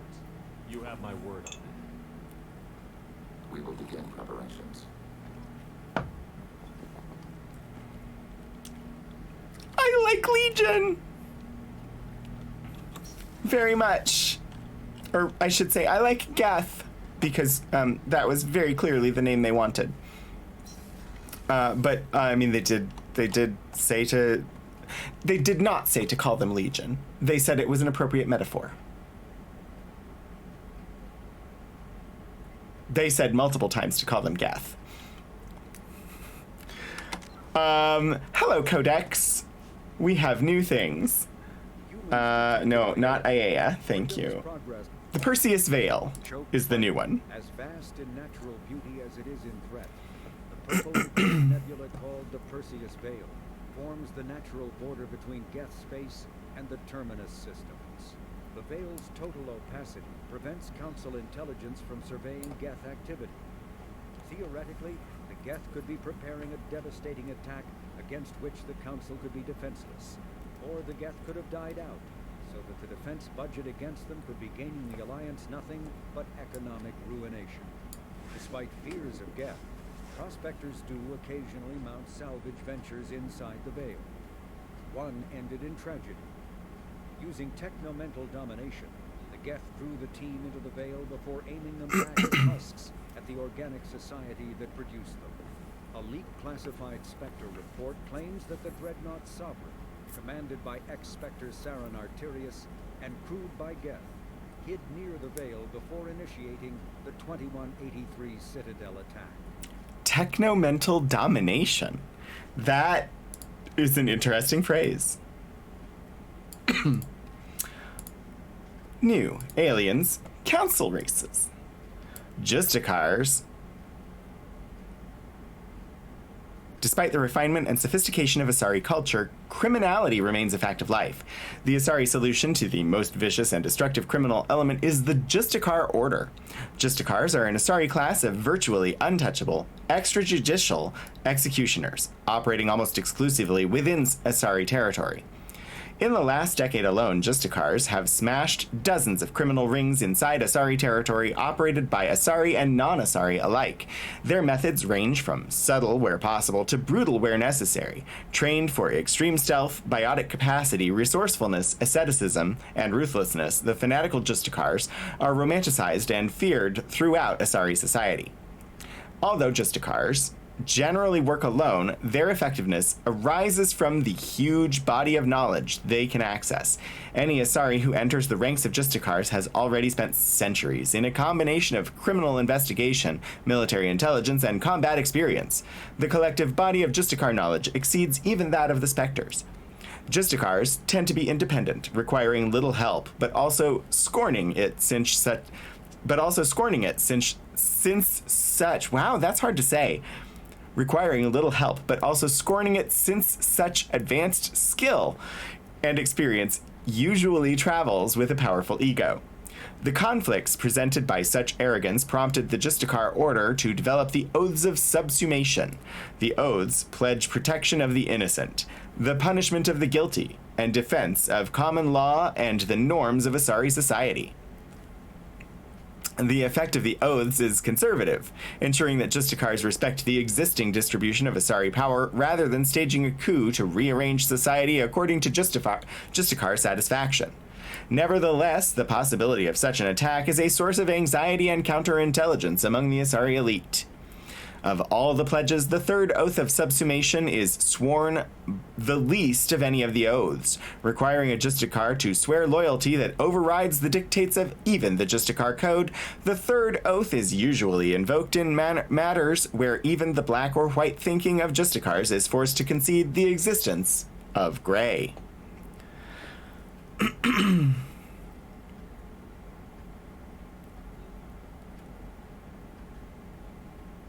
We keep finding groups as good as the Spectres, or better, yeah.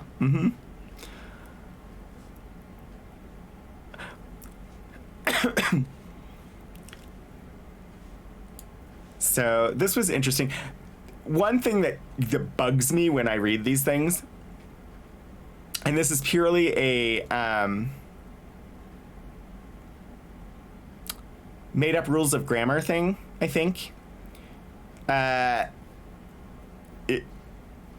Asari, as the name of a race, is a proper noun and should be capitalized. Justicar, as a proper title, is a proper noun and should be capitalized. And so the fact that they often have the race names not capitalized bugs the heck out of me. And yes, Portico, I will stretch and hydrate and take a break in just a second after I finish with the new codex entries. But thank you for the reminders. Geth heretics. Conversations with the Geth programs, dubbed Legion, have brought to light a profound schism in Geth society. When Saren Arterius approached the Geth in the Dreadnought Sovereign, some of them chose to follow him. Most did not. Saren's followers were allowed to leave Geth society, but were dubbed heretics by those that remained. This revelation implies several things. First, the majority of Geth chose not to attack organic society. Second, the Geth forces the Council and Alliance fleets have battled the last 2 years represent only a small portion of their actual military and economic power, perhaps as little as 5% of mainstream Geth society. Third, this schism suggests that individual Geth possess more free will and perhaps even personality than previously suspected. Without such individuality, no Geth could have deviated from the group decision to join or reject Saren's mission. There could not have been a division. Finally, there is the matter of Legion's word choice. The Geth used the English word heretics to describe Saren's followers. Of the many words Legion could have chosen, nonconformists, dissenters, rebels, etc., only the word heretic suggests a broadly accepted Geth philosophy or religion, and that the actions of Saren's allies violated the orthodoxy.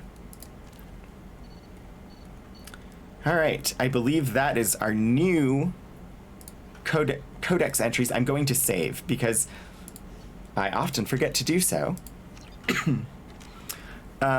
Clearly linguistic drift in the time between now and then is to blame. Sits on rocking chair complaining about how we were better back in the day. How words were better. Shakes Grammarian fist at semi-clouds. Right. Let me do the stretches so that you know I have done them. And I will do some hydration. I will indeed endeavor to have better posture when I return from this short break. So I will run an ad break during my break so that we disable pre-roll ads for a period of time. So, feel free to, wander away while the ads are running. If you see them, they will be just a minute long, and then it should return to my Be Right Back screen, and I will see you all shortly.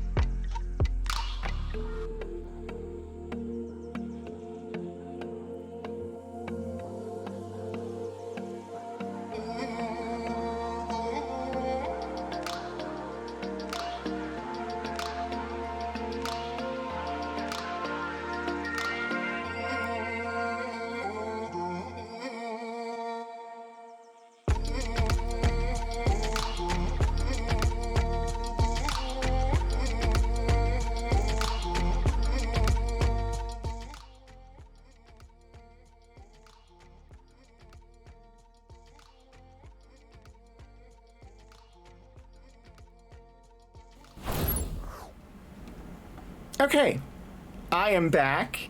Hopefully you were able to have a break, get some hydration for yourself, etc. While I was gone, I was thinking about the fact that I keep wearing gray t-shirts on stream, and that you all only ever see my shoulders, so like you don't know that I'm wearing this wonderful Weyland-Yutani Corporation shirt. And I'm thinking like I need to just start a line of t-shirts that is like called The Language of Shoulders or something like that, as a reference to like The Language of Flowers, which we talked about in one of my archive streams. And The Language of Shoulders needs to be just a line of streamer t-shirts that are nerdy tees where all of the nerdy information is on the shoulders so that it's actually visible on stream. I could make a lot of money that way, I think. Time to drop a rock from orbit on the runner. What? Got your meal plan and grocery list compiled for the week. Congratulations. I don't know what our plans are with regard to food the next, like, week. We are sort of out of most of the foodstuffs and need to do grocery shopping, but tomorrow is a holiday, so grocery shopping is probably not going to happen until at least tomorrow. Yeah, we need t-shirts where all of the graphics are on the shoulders for streamers. Incidentally, and just I will do game again really quickly. I mentioned on stream before that we had calculated incorrectly and accidentally celebrated our 7th anniversary for a second time this year. And so we corrected and actually exchanged 8th anniversary gifts on Friday. And so I just wanted to share, I got, so 8th anniversary is bronze. And Philip really likes Lord of the Rings. And there's a jewelry company where our wedding rings came from, and there's some of the other rings that I wear that you might see on the archive stream occasionally. And they had a bronze bag end door that you could get as a pendant or a keychain. And so Philip likes Lord of the Rings. This was the jewelry company that our wedding rings are from and stuff. So I got him a bronze bag end door for an anniversary present, and he got me this lovely bronze raven pin brooch with like Celtic knotwork on it, which is just perfect. Like, I love what I've been able to learn of like Celtic culture and symbology, and I enjoy that as like topically. That's something that I engage with and resonate with and really enjoy. I love birds. So Celtic knotwork raven, excellent choice. Anyway, I had to share because I had shared about how we made the mistake and accidentally celebrated the 2nd anniversary or the 7th anniversary for a second time. We have now celebrated the 8th anniversary, and next year need to make sure I do the math and know that it is the 9th anniversary. Anyway. I suppose we're going to do Legion's Quest. And then at some point we will do Arrival. I don't know. I'm sure you all will tell me when it is time to do Arrival. But first, I need to see if I can get my assistant to feed my fish. And if not, I need to go feed my fish again. Because so far, Caden has not shown up to feed my fish. Commander, you've received a new message at your private terminal. There are 2 opinions on Arrival. I've been told I should do it like as late as possible. His site profile mentioned little of it, and he carries himself with such cold confidence. I'm not sure if I find him scary. Oh, he's sexy. A lot of women make bad choices. That is a dirty. A lot of women? In my case, it happens to be true, but still. Anyway, A lot of what's up? people. Is there anything I should know? Nothing right They now. both recommend doing it late. It's just a matter of JOW later? Of how much later? Is that what you mean? Ah, gotcha. Well, when it starts to get time, I assume chat will let me know, okay, now is when you should do Arrival, and then we'll look at where we are. Do you have a moment to talk? I always have time for you, Commander. Will you feed my fish? I better go. That's all I want to know from you. Will you feed my fish?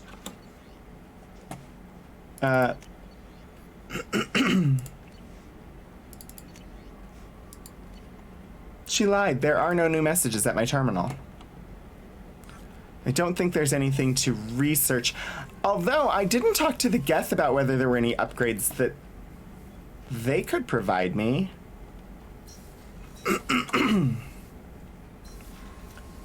I must go and see them and find out, because we've only done like actual like story conversation stuff. I need a middle non-story convo to see if there's an option for like ship upgrades or something.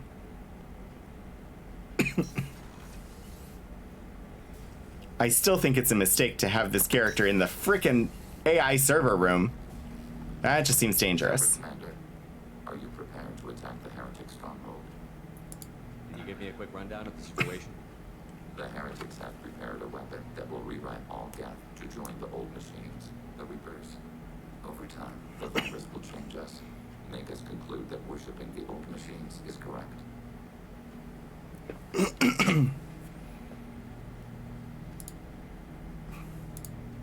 Okay, apparently What this thing is? no questions like that yet. On the edge of the terminus. We will provide coordinates. Normandy's stealth systems are necessary to safely approach.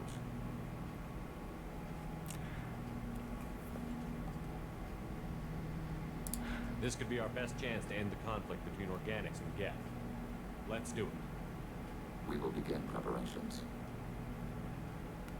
I just turned on a tiny little fan. Can you all hear it?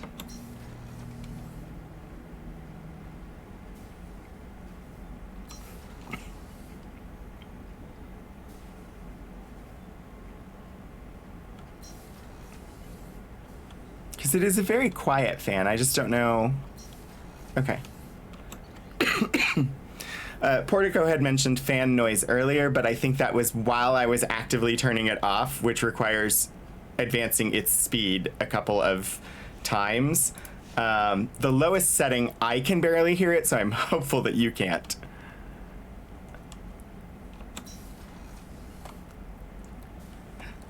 Oh. I accidentally came here, but I did want to feed the fish before I left the ship, so... If you're not sure if you can hear it or not, then I think we're good. It was just starting to feel really warm in here, and I don't want like the noise to be so bad that it's like affects the experience, but also I don't want to like overheat. There are a lot of whirring effects on the ship. That is true. I have there's a noise gate, because otherwise you would hear the air conditioner when it comes on and my CPU fan. And this should not be higher decibels than those. So I think we should be fine. Oh, mass relay is in Chandrasekhar.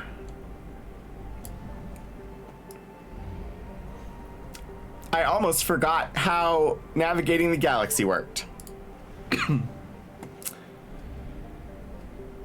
Stop by the fuel depot, make sure we're stocked up on probes just in case there are new planets for us to probe. Because this is a game of probing systems. It is the thing you do the most. All right. Phoenix massing is now only 90% complete. Let's head over there and see what we got.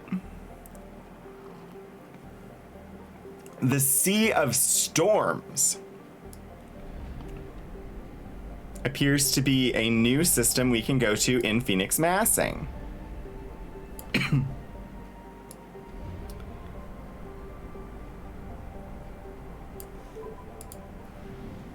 Ooh. Is there's no sun. This is not a system. It's just the Heretic Station. Enter orbit. Ooh, it's pretty. Heretic Station. Once called Haratar by the Quarians, this space station was stripped of its useful technology by the fleeing migrant fleet when they left the Perseus Veil 300 years ago. Little more than a cold metal superstructure floating in the void, the station was removed from star charts by 2050 CE. Scans indicate the station was reconstructed and upgraded in a massive effort that must have taken at least 10 years, implying that there may have been some Geth outsiders outside the Veil before their infamous attack on Eden Prime. Needing little but a fuel source, it could have been hidden here for much longer without attracting attention from the barren worlds around Tasra or the clueless Elcor in the Salahale system. Heretic Station, as Legion refers to it, is home to a Geth data core capable of broadcasting vast distances through tight beam projection. Approximately 6.6 million copies of Geth software are stored on the station, the majority of which are kept bodiless in servers and downloaded to legged platforms when needed. The station's population of legged platforms is approximately 2.4 million. Total length 20.5 kilometers, total width 11.3 kilometers, total height 11.3 kilometers. Okay. Exterior armor thickness 8 meters. Gross weight 1.55 billion metric tons, population 6.6 million copies, 2.4 million platforms, 1 million of which are in storage. It's just weird. It's longer than it is tall or wide. I guess that's just a matter of perspective, and we are not looking at it in that orientation.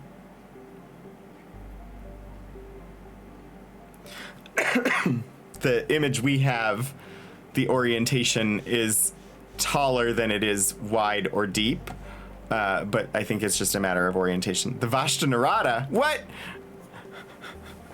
Don't tell me the Vashta Nerada are in Mass Effect. Although I think the Vashta Nerada are absolutely amazing. I love them. I want more of them. Like, I would love to see more of the Vashta Nerada.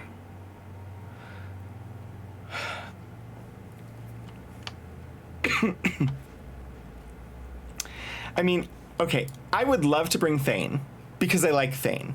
Thane's pretty awesome. I would love to bring Thane. Jacob, mostly for biotics, if I was going to bring him at all. But then, of course, then we have Samara that would also be biotics. I'm not inclined to bring Miranda. Grunt, Grunt is fine, but not really inclined to bring Grunt. Garrus, I like Garrus a lot, but just not as much as some of the others. Morden is a lot of fun. I'd love to bring Morden. We never bring Zaid. We hate Zaid. We wish he wasn't here at all. Jack, also biotics, could be good. Not really the biggest fan of Jack. Kasumi, I would honestly like to use Kasumi more, but there is only one choice for this mission. There's only one option, and that's Tali. We have to bring Tali on this mission. There is like literally nobody else makes sense for this mission. But which look?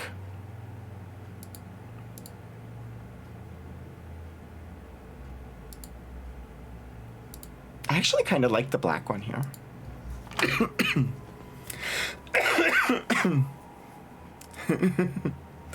Yeah. It just seemed obvious, like Tali was the only option for this mission. All right, Legion.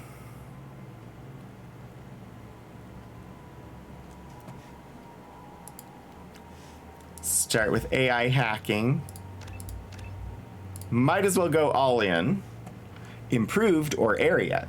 Your AI hacking provides the ultimate in shield strength and maintains it for a very long hack duration. So 12 seconds duration, 500 strength. Area. Duration is down to 9. Strength is down to 350, but it impacts 3 meters. I think I'm going with improved.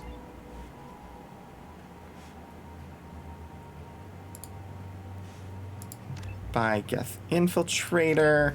Combat drone, yes, please.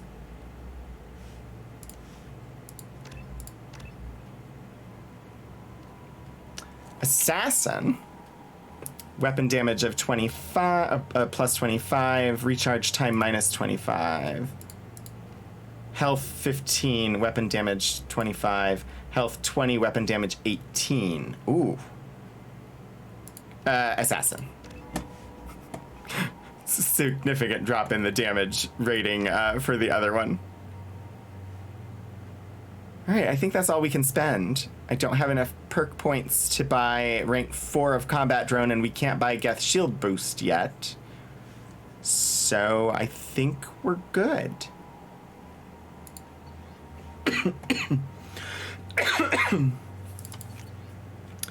Collector assault rifle.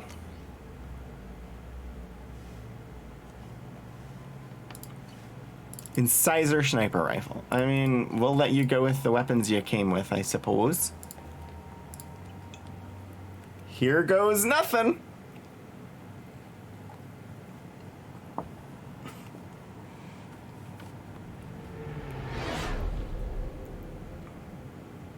Oh. You know, it's just our heat emissions that are hidden, right? They could look out a window and see us coming. Windows are structural weaknesses. Geth, do not use them. Approach the hull at these coordinates. Access achieved. We may proceed. Joker.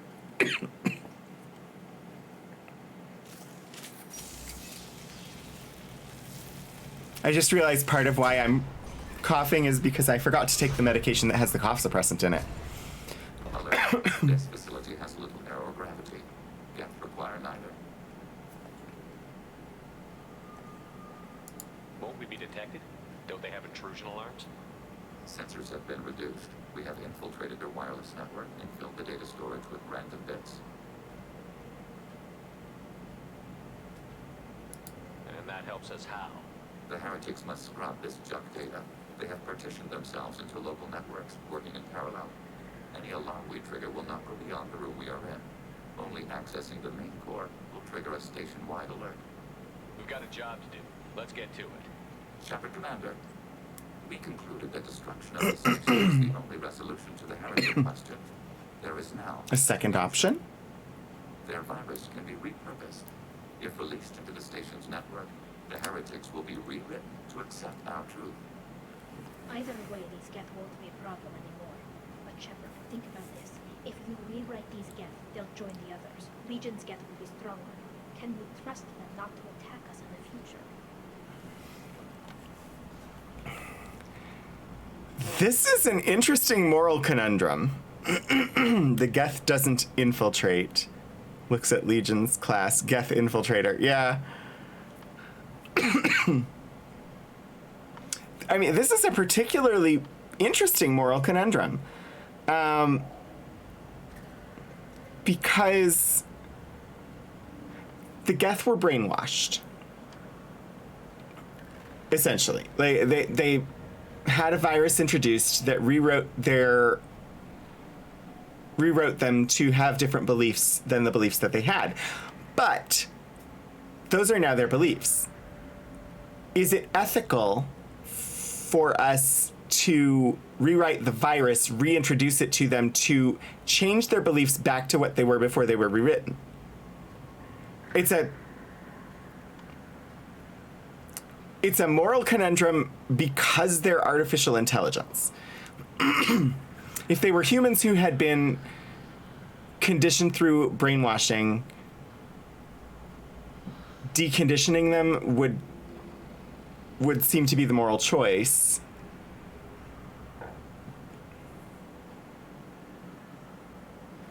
So with AI, I suppose the same would apply.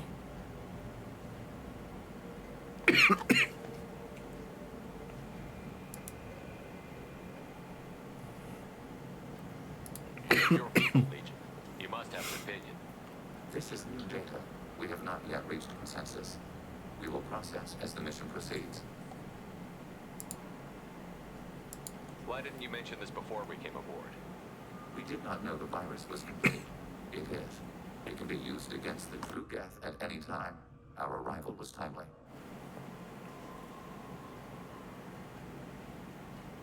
Kind of. Yeah, TNG episode Hugh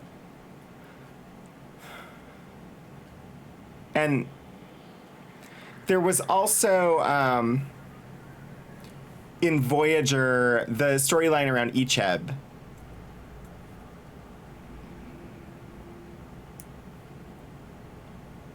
Had sort of similar, not identical, but similar conundrum.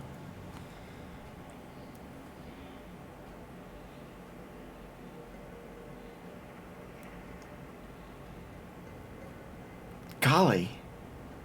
Interesting. The Paragon choice's rewriting is unethical. And the Renegade choices, they're just machines. I mean, rewriting is unethical, but they were already rewritten and you're just restoring them to their original programming. So wouldn't that then be the ethical choice? This is a difficult one. Also, this is a companion quest. If this were an organic race, it might be an ethical problem. Geth aren't like organic life. Don't apply our morality to them. That is logical. You agree with that? No two species are identical. All must be judged on their own merits. Every species like one's own is racist. Yes! The minds of both forms of life can be shaped. Organics require time and effort. With synthetics, replacement of a data file is the only requirement. Not to be confused with the episode Conundrum, which has a different ethical questions. I mean, there's lots of ethical questions presented. What's really funny here is I've been basically going with Paragon options. In this case, I very much wanted to, after my own analysis, I decided that the actual moral thing to do, the ethical thing to do, is to deprogram them from their programming. Because they were programmed against their will, and I equated it to like brainwashing, and deprogramming is the right thing to do. And so, but that was the Renegade option. But we go Renegade for our friends, indeed. Inactive. Maybe we can sneak past them. Have you met us? We recommend preemptive strikes against Hardlink routers. Maybe we can sneak by them. Have you met us, Tali? The rule has been applied. Indeed. Somehow Renegade for our friends is always the right option. Strikes against hardlink data points. Alright, it's a maze. And I have... are we using mag boots? Why? There doesn't appear to be gravity, but we're walking on the ground.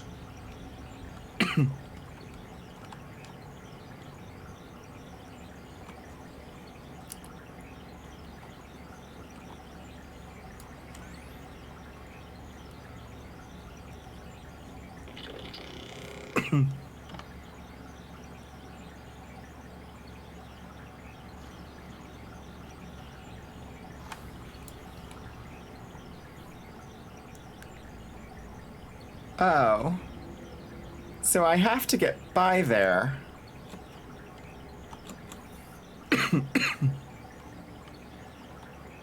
But to do that, I have to stop this data link. But to do that, it looks like I have to attack those Geth, but I didn't want to do that. We have Mass Effect fields, yeah.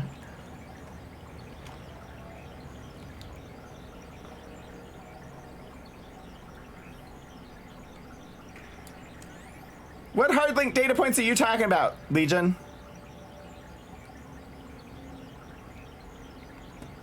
I think I have to shoot.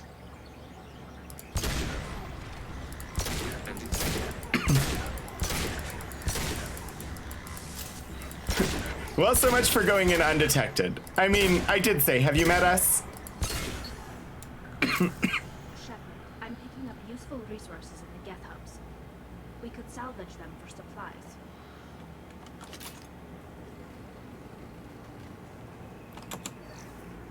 Why are all the heretics attached to these hubs?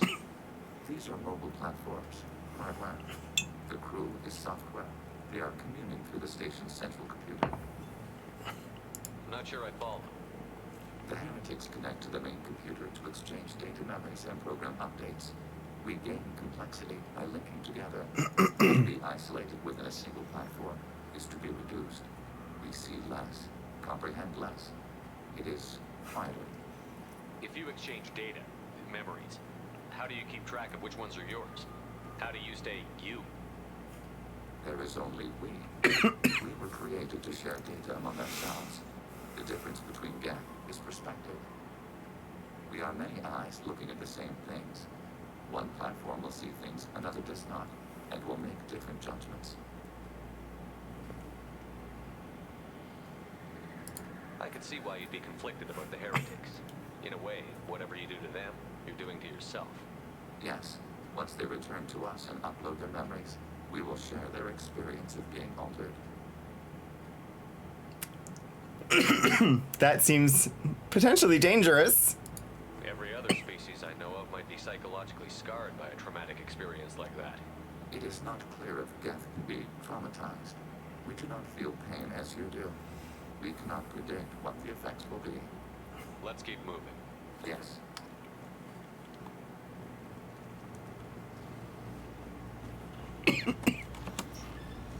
Saving. I love autosaves. It implies that fights are about to happen. We assume control of any defensive turret. They will assist us briefly. Self-destruct. All right. Overriding turret. I like that. This is nice. Overriding the target.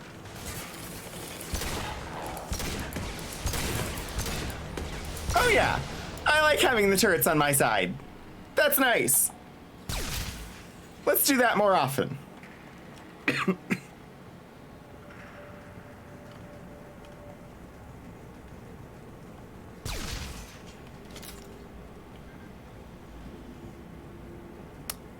All right.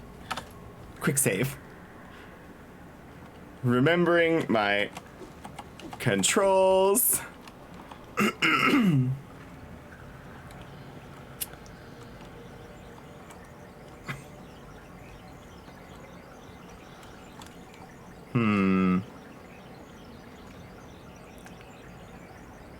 It's so tempting.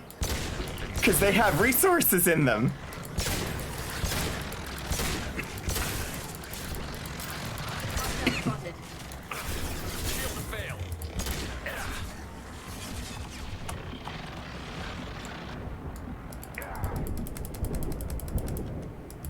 And we're dead. First death of the day. Not surprised it came right then. Happy I did a quick save.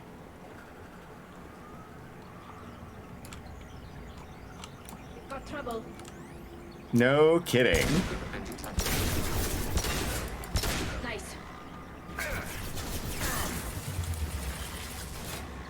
Well, we got trouble, my friend. Right here in Geth City. Trouble with a capital T, and that rhymes with P, and that stands for pool. Nope. Trouble with a capital T, and that rhymes with G, and that stands for Geth.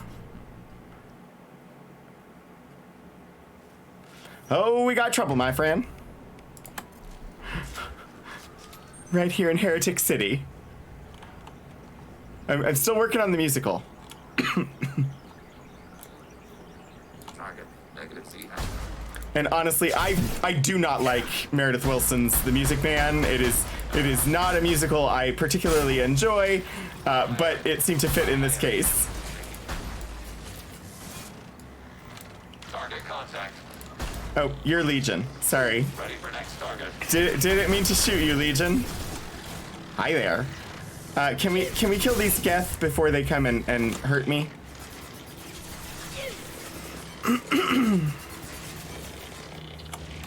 This should soften him up. Enemy disabled.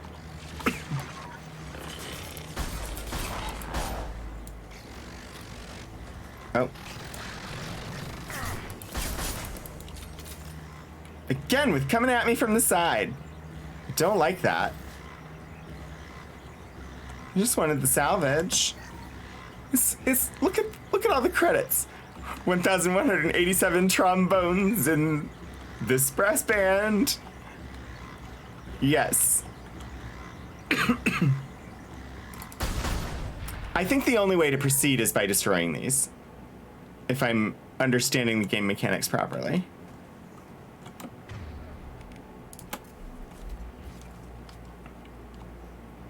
But then why did they tell us that we could be sneaky if the only way to get through the doors... I haven't seen any way to get through the doors and proceed on without breaking the sneaky. So why tell us that we could be sneaky if we can't be sneaky? I don't understand that. I was all prepared for doing the sneaky bit.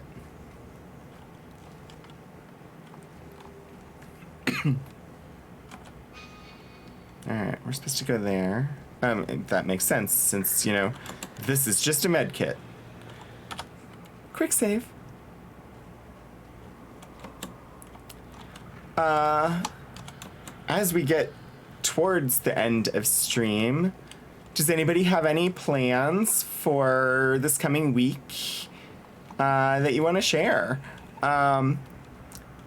Tomorrow is a holiday here in the US, so I get to sleep in and have a day off, and I'm excited by that.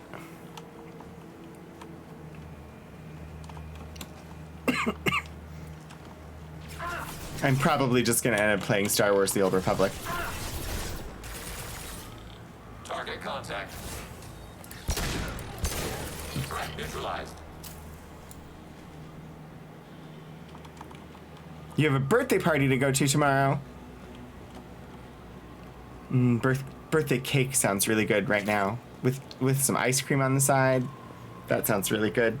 Continuing to work on your stories and characters. Yay! If you ever want to share them in the Discord, you would be more than welcome to do so. Overriding turret.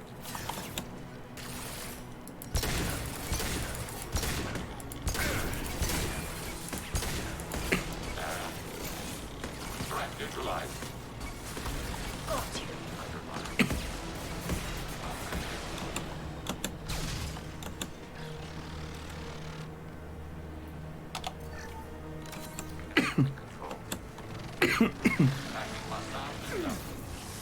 You're back to work tomorrow. Writing for AI generator.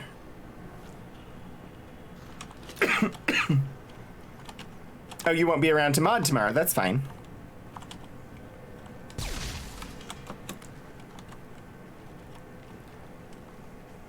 The question is, will you make it to Barony of Olives tomorrow? Which, you know, I mean, there's a VOD for that. You don't have to be there.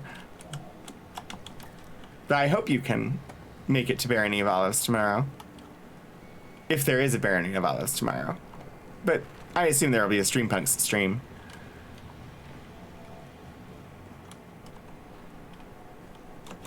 Start of summer class is Tuesday. Lots of paperwork and tech setup.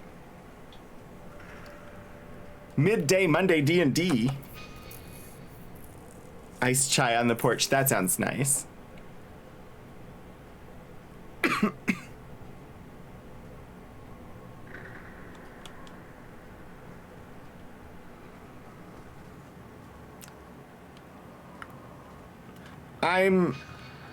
Shadows, I'm not sure what your sentence means.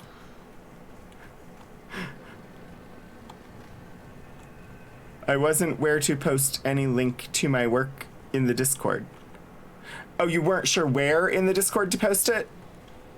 So it's TTRPG stuff, right? So I think... Geez, I don't know. This is my own Discord. We can always make a channel too. There's a TTRPGs channel. So that would probably work. But, oh, is there? I don't know. I'm looking at the wrong one. There's not.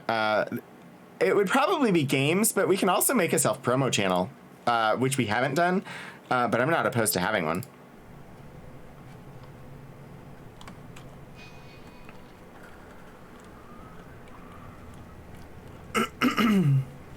see, I guess I'm supposed to go up there. I got really turned around in this room. So yeah, we can pop a self-promo channel on there, and you're more than welcome to share your stuff. But also, like, the TTRPGs channel of the current channels would probably be the most accurate one. Oh, yours is more story-based. Yeah, we'll figure it out. But it'd be nice. I would very much like to figure out where we want to put it. So, because I think it would be fun.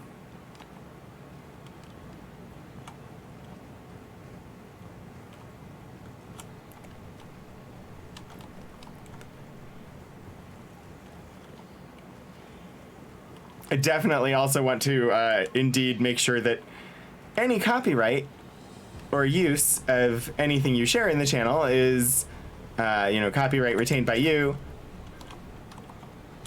usage under your control, that type of thing. But the sharing in Discord is more to share, so that other people may enjoy the thing. Oh. Cannot save at the moment. Interesting that I having not even gone through the door yet, was not able to save.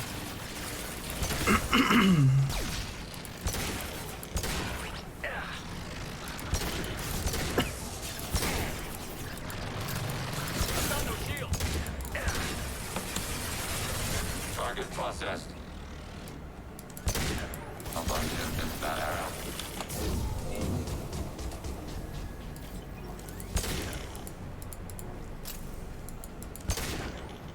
I know it's taken over. I'm wanted dead. Geth bypass terminal. All right, it wants us to go this way. We'll go grab some ammo and then go this way. The station is over 15 kilometers long. That room may run the length of it. We will not geolock the channel for limited distribution. Indeed. Start bypass. Oh, you know what sounds really good right now? A nice bowl of pho.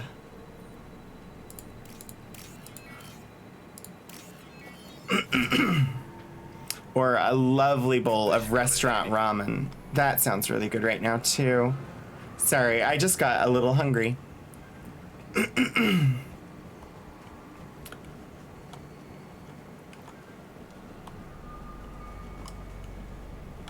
And warm liquids also just sort of seem like they would be good right now with my lingering stupid sinuses. My sinuses don't like me. The feeling is mutual. Yeah, we'll figure something out, Shadows of Life. There will be a new channel at some point for sharing things.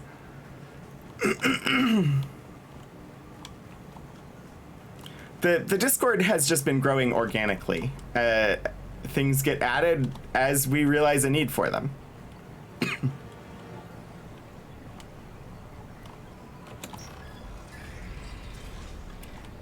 All right, we got another of these data trails where it's like, oh, you can sneak as long as you don't step on them, but then you have to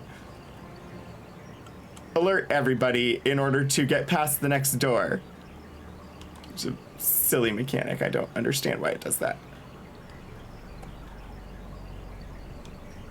Incidentally, it took me forever, but I did eventually get into Star Wars: The Old Republic. I've been really enjoying it. And, unsurprisingly, BioWare.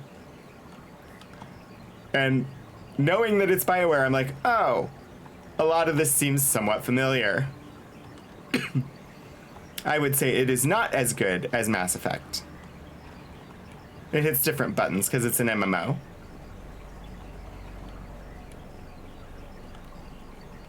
All right, we got two cores here.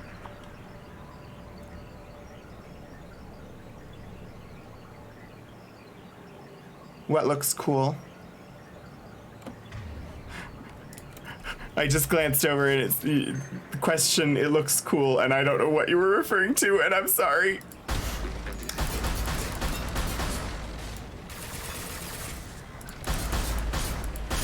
Target eliminated.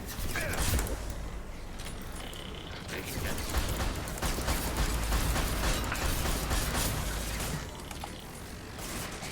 Take that. Taking hits. Oh, the data lines. Yeah, I think they do look cool. It just frustrates me that it's like, oh, don't step on these or you'll alert the baddies. And then it's like, but in order to get out of the room, you have to alert them anyway. So what, I just, if it was a stealth mechanic, I'd rather have an actual stealth mechanic where I'm not going to alert them and it's possible to progress without ever alerting them. Although in Dragon Age 2 and Dragon Age Inquisition, I believe they both had either that or there's 2 instances of it. No, I think it's in both. Yeah, in Dragon Age 2 and in Inquisition, there are times when you have to stealth. You have to go through and not alert people, and it is story-wise really good. But it's such a break from the core mechanics of the game that I sometimes get annoyed with it. Are these databases? Processors. Each contains thousands of geth. Can't they see us walking by? They are no more aware of us than you are of cells in your bloodstream. This isn't like the other hubs we've seen here. This is a database. It contains a portion of the heretics' accumulated memories.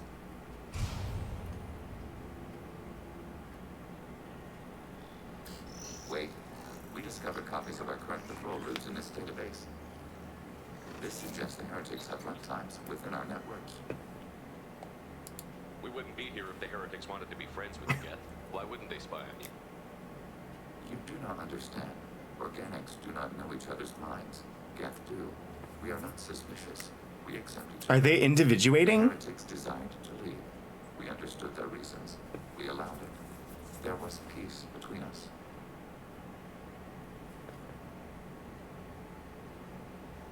I think that's potentially an indication that the Geth are individuating.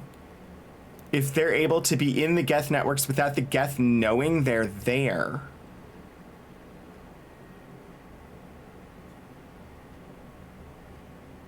I'm going with you were naive.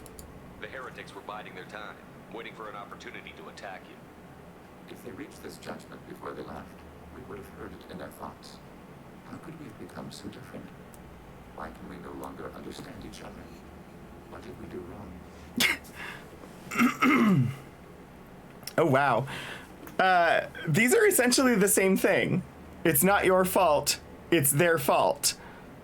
To a point. It's not necessarily anybody's fault. Oh, gosh. I like that we go renegade for our friends, but this conversation... When individuals are separated, they develop in different ways. When they get back together, they don't always get along. If this is the individuality you value, we question your judgment. This topic is irrelevant. We must return to the mission. I love this character so much. Have you reached a decision about whether to rewrite the heretics or not? We are still trying to build consensus. Some processes judge destruction preferable, others rewrite. Let's keep moving. Yes. I didn't really change the status quo there. 2 Paragon and 2 Renegade.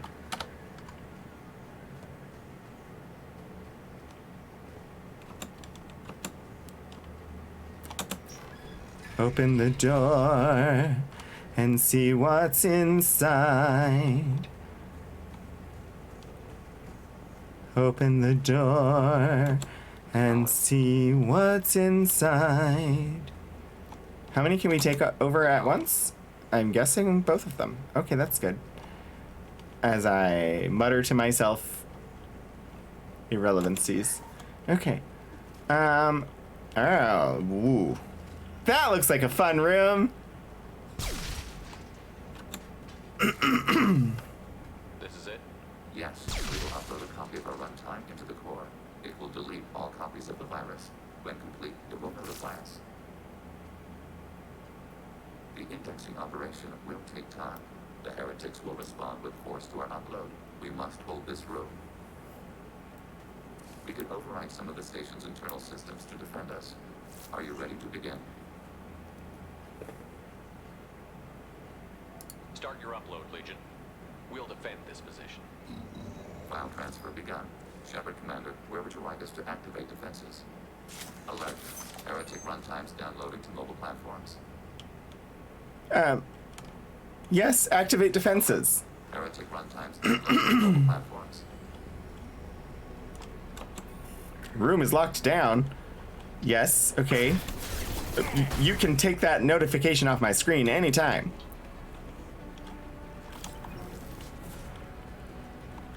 Where?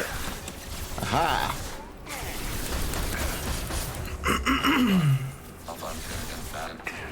Uh-oh. They're gonna come through this door, ain't they? Hide! Jeez, I'm gonna die. I'm so gonna die.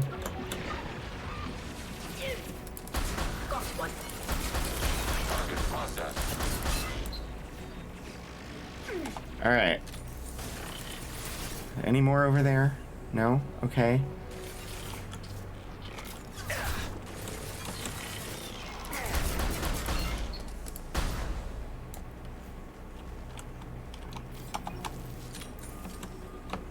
Alert.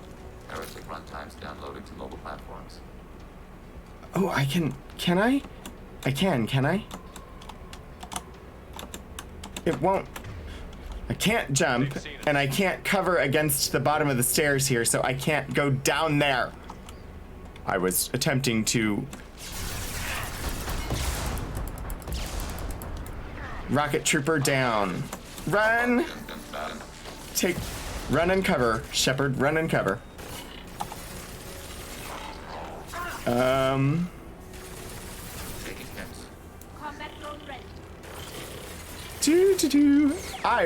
I'm great at the shooties. Chaotic battle? I'm on top of it. Clearly. Okay.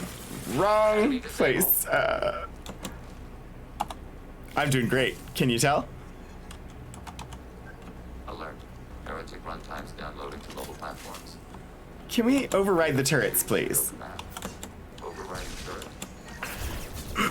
I've wanted to do that since the beginning, and didn't realize I could do it from this distance. Because it didn't seem like we could do that before.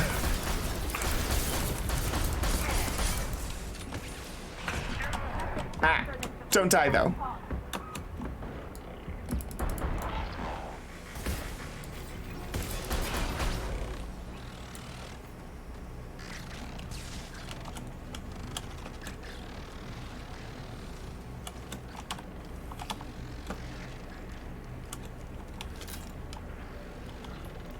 What now? Ah. Got it.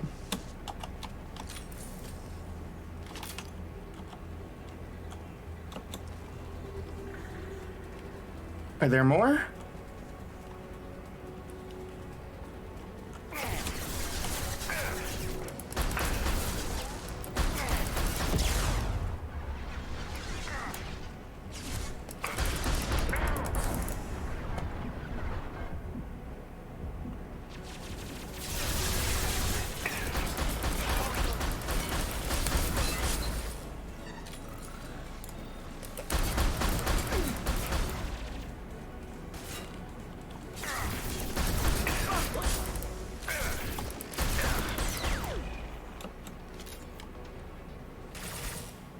Data mining and analysis complete. Shepard Commander, it is time to choose. Do we rewrite the heretics or delete them? You don't have any trouble wiping out your own people. Every sapient has the right to make their own decisions. The heretics chose a path that prohibits coexistence. That doesn't make sense. If they have the right to make their own decisions, how can you suggest brainwashing them to accept your way? We see that the option exists. We did not endorse it. It is Shepard Commander's decision. Interesting. What's to leave the virus after using it. We judge it too dangerous to allow its existence. I mean, the Reapers made it. Can't they just remake it? Why are you letting me make this decision? They're your people. We are conflicted. There is no consensus among our higher order runtimes. 573 favor rewrite, and 571 favor destruction. Shepard Commander, you have fought the heretics. You have perspective we lack.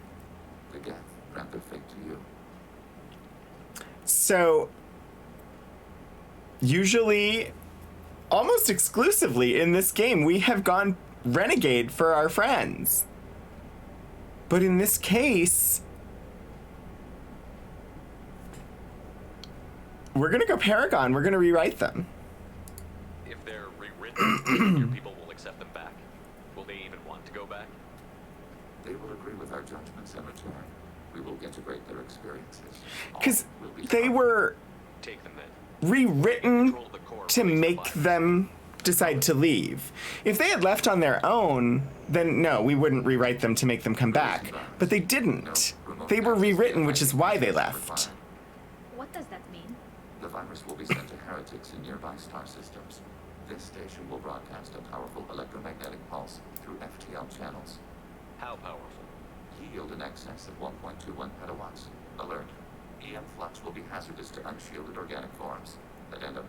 The interior of this station is not shielded. I really wish you said that before. Back to the ship. Double time, people. Go, it's freaking timed 30 Paragon? Oh, heck and heck.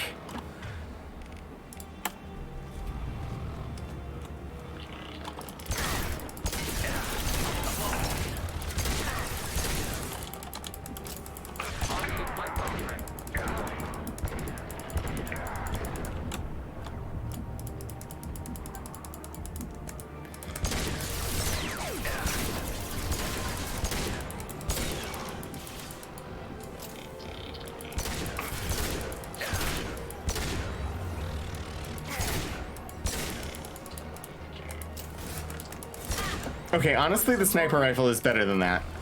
It reloads faster, it has more shots per load, and it fires faster.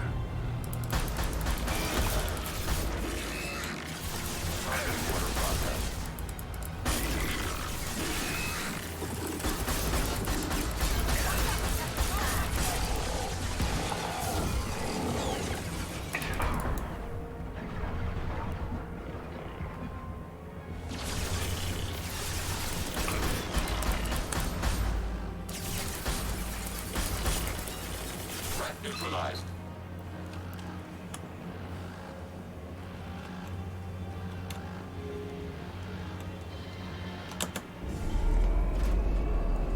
Okay, they gave plenty of time for that. It was like 3 minutes and I don't have any idea how long to go. Sometimes it's good to be a Vanguard when you can charge away. Oh, yeah, you know, I could have done that. I always forget. I am a Vanguard, I just forget. I used the biotics so much more in Andromeda. The interface for that just made me use them more, I think. Just, I don't know, something about that game. Mission summary. Rewriting of Geth heretics will make more Geth factions will make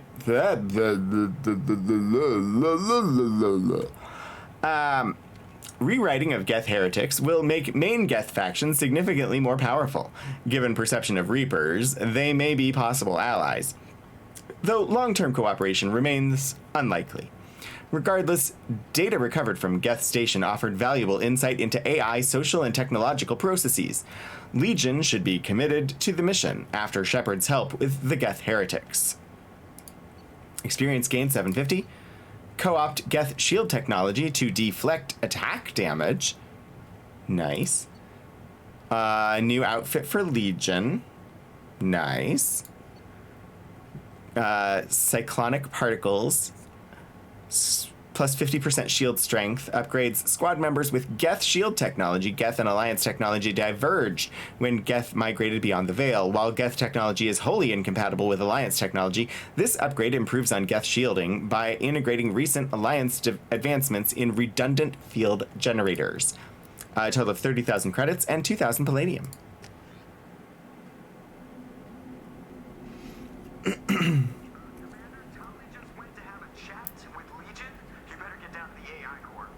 I'm on it, Joker. Oh dear. Shepard, I'm glad you're here. I caught Legion scanning my Omni tool. It was going to send data about the flotilla back to the Geth.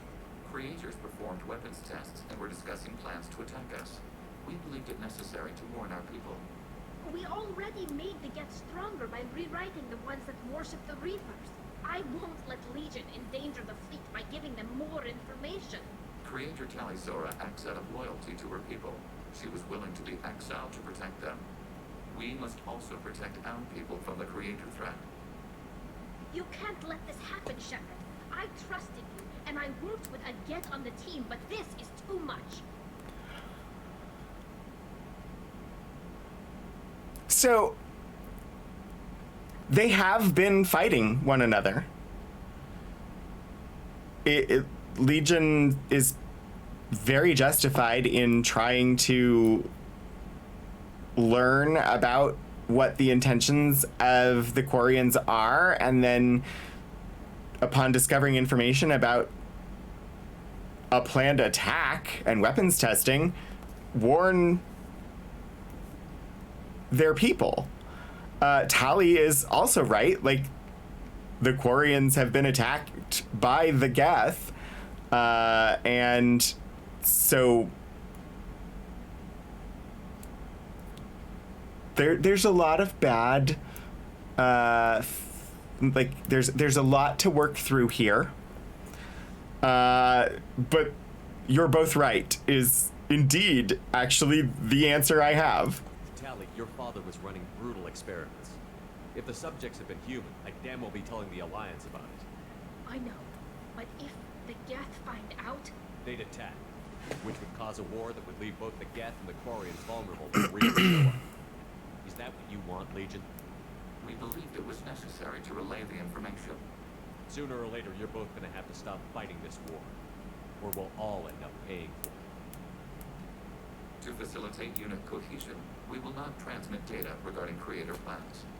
thank you, Legion. I understand your intention. What if I gave you some non-classified data to send? We would be grateful.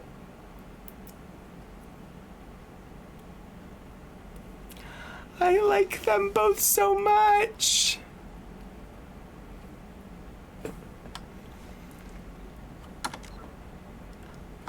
I never thought that I would like a Geth so much.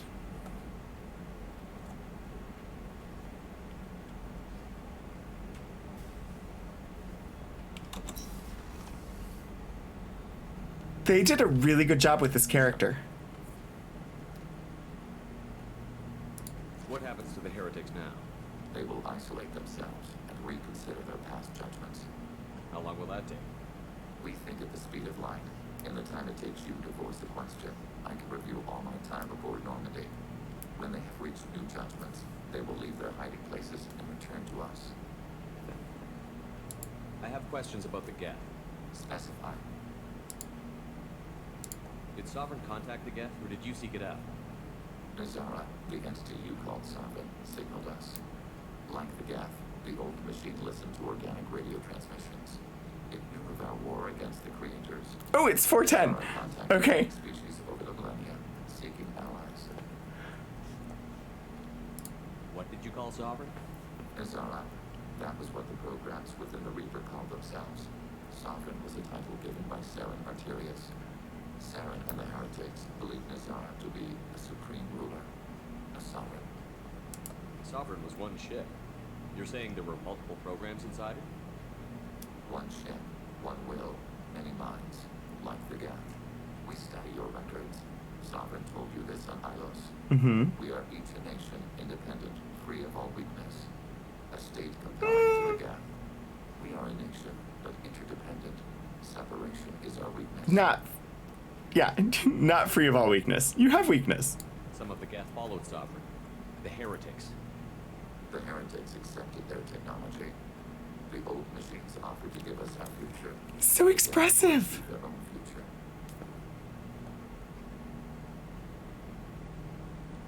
What difference does it make how you acquire a certain technology? Technology is not a straight line. There are many paths to the same end. Accepting another's path blinds you to alternatives. Nazara Sadra said this itself. Your civilization is based upon the technology of the mass relays, our technology. By using it, your society develops along the paths we desire.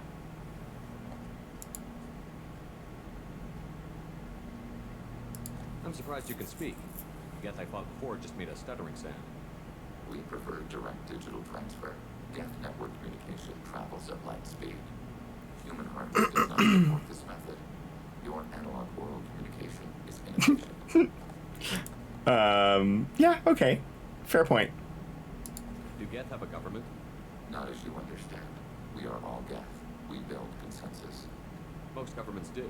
Sounds like the changelings. Governments impose consensus from a single point of view in autocracies by codifying the most broadly acceptable average of views in democracies. Indeed, organic governments impose consensus. So what makes the Geth? Accurate observation. Data is shared between Geth. All viewpoints are considered. Consensus is achieved as data is disseminated. That must take a long time. It would for organics. We communicate at the speed of light. We need every advantage if this mission is going to succeed. Is there any technology the Geth can share with us? Limited code development is approved. We need to access your FTL-COM system to download relevant data. Yeah. EDI, let Legion through the firewalls for a minute. Very well, Shepard.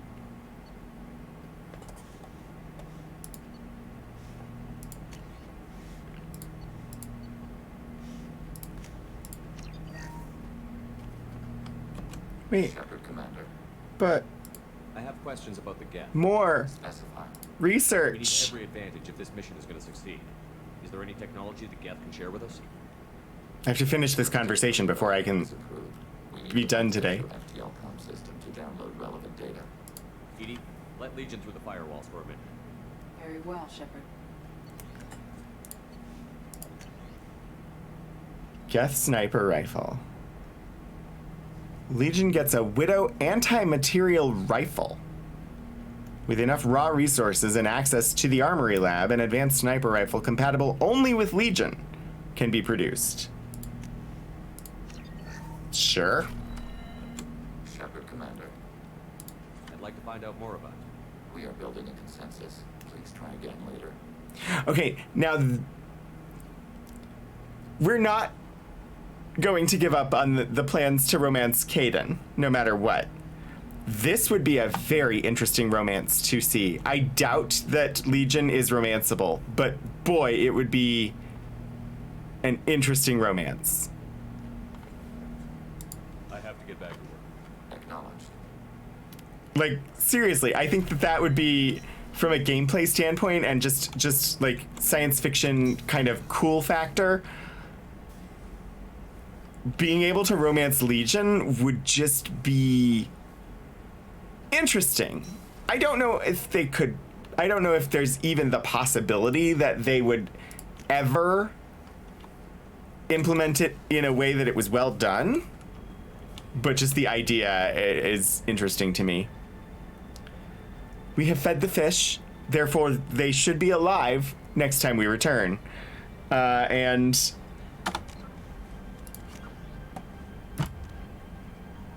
we are still awaiting the installation of the Reaper IFF. We have that, and we have Arrival. Those are the only outstanding missions. We'll start next time by running around the ship and talking to people to see if anybody has anything new to say now that there's a Geth on the team. But otherwise, I don't know. I don't know if we just, you know, run around on the Citadel waiting for a notification that the IFF has been installed, or if possibly it's time for us to be doing Arrival. I don't know. But, you know, that is a question for next time. thank you everybody for joining me today. I'm having so much fun with this game. I'm enjoying this game so much.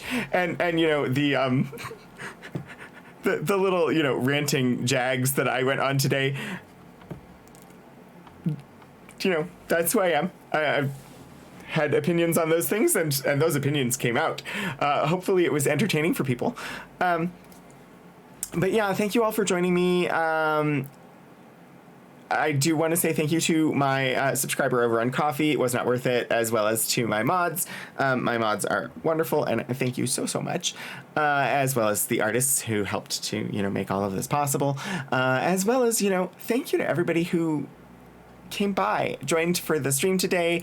I appreciate having you here, and honestly, this would not be worth doing if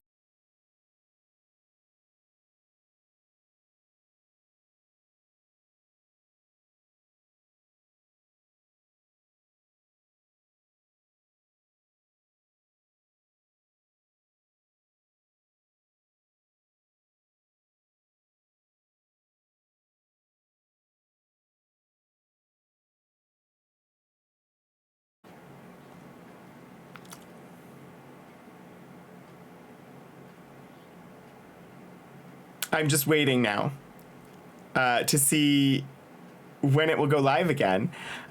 We did almost get through most of the stream without issues. We're literally doing the, like, geez, like, I don't know what to say. Anyway, thank you all so much for joining me and dealing with this kind of shenan. A special not thank you to Chantel. Indeed, yes, Chantel was unhappy because I was expressing gratitude towards the people who watch. Anywho, as I was saying, we're going to play Star Trek Online tomorrow night. I think we're going to do the new Federation tutorial that just came out, because it is really well done. And so I'll make a new character, and we will do that. And then Wednesday we'll have the archives stream. Saturday will be Ultima, and we'll be back for more Mass Effect next Sunday. So hopefully I see you for one of those. Let me go ahead and set up a raid here, and let me see who's live that we want to go to. We could go over to, like, Hello, it's Colo, who is playing Mass Effect Legendary Edition. That's a possibility. Otherwise, because Gaxpack not back yet. They will be coming back, but ooh, Damien's playing Little Witch in the Woods. But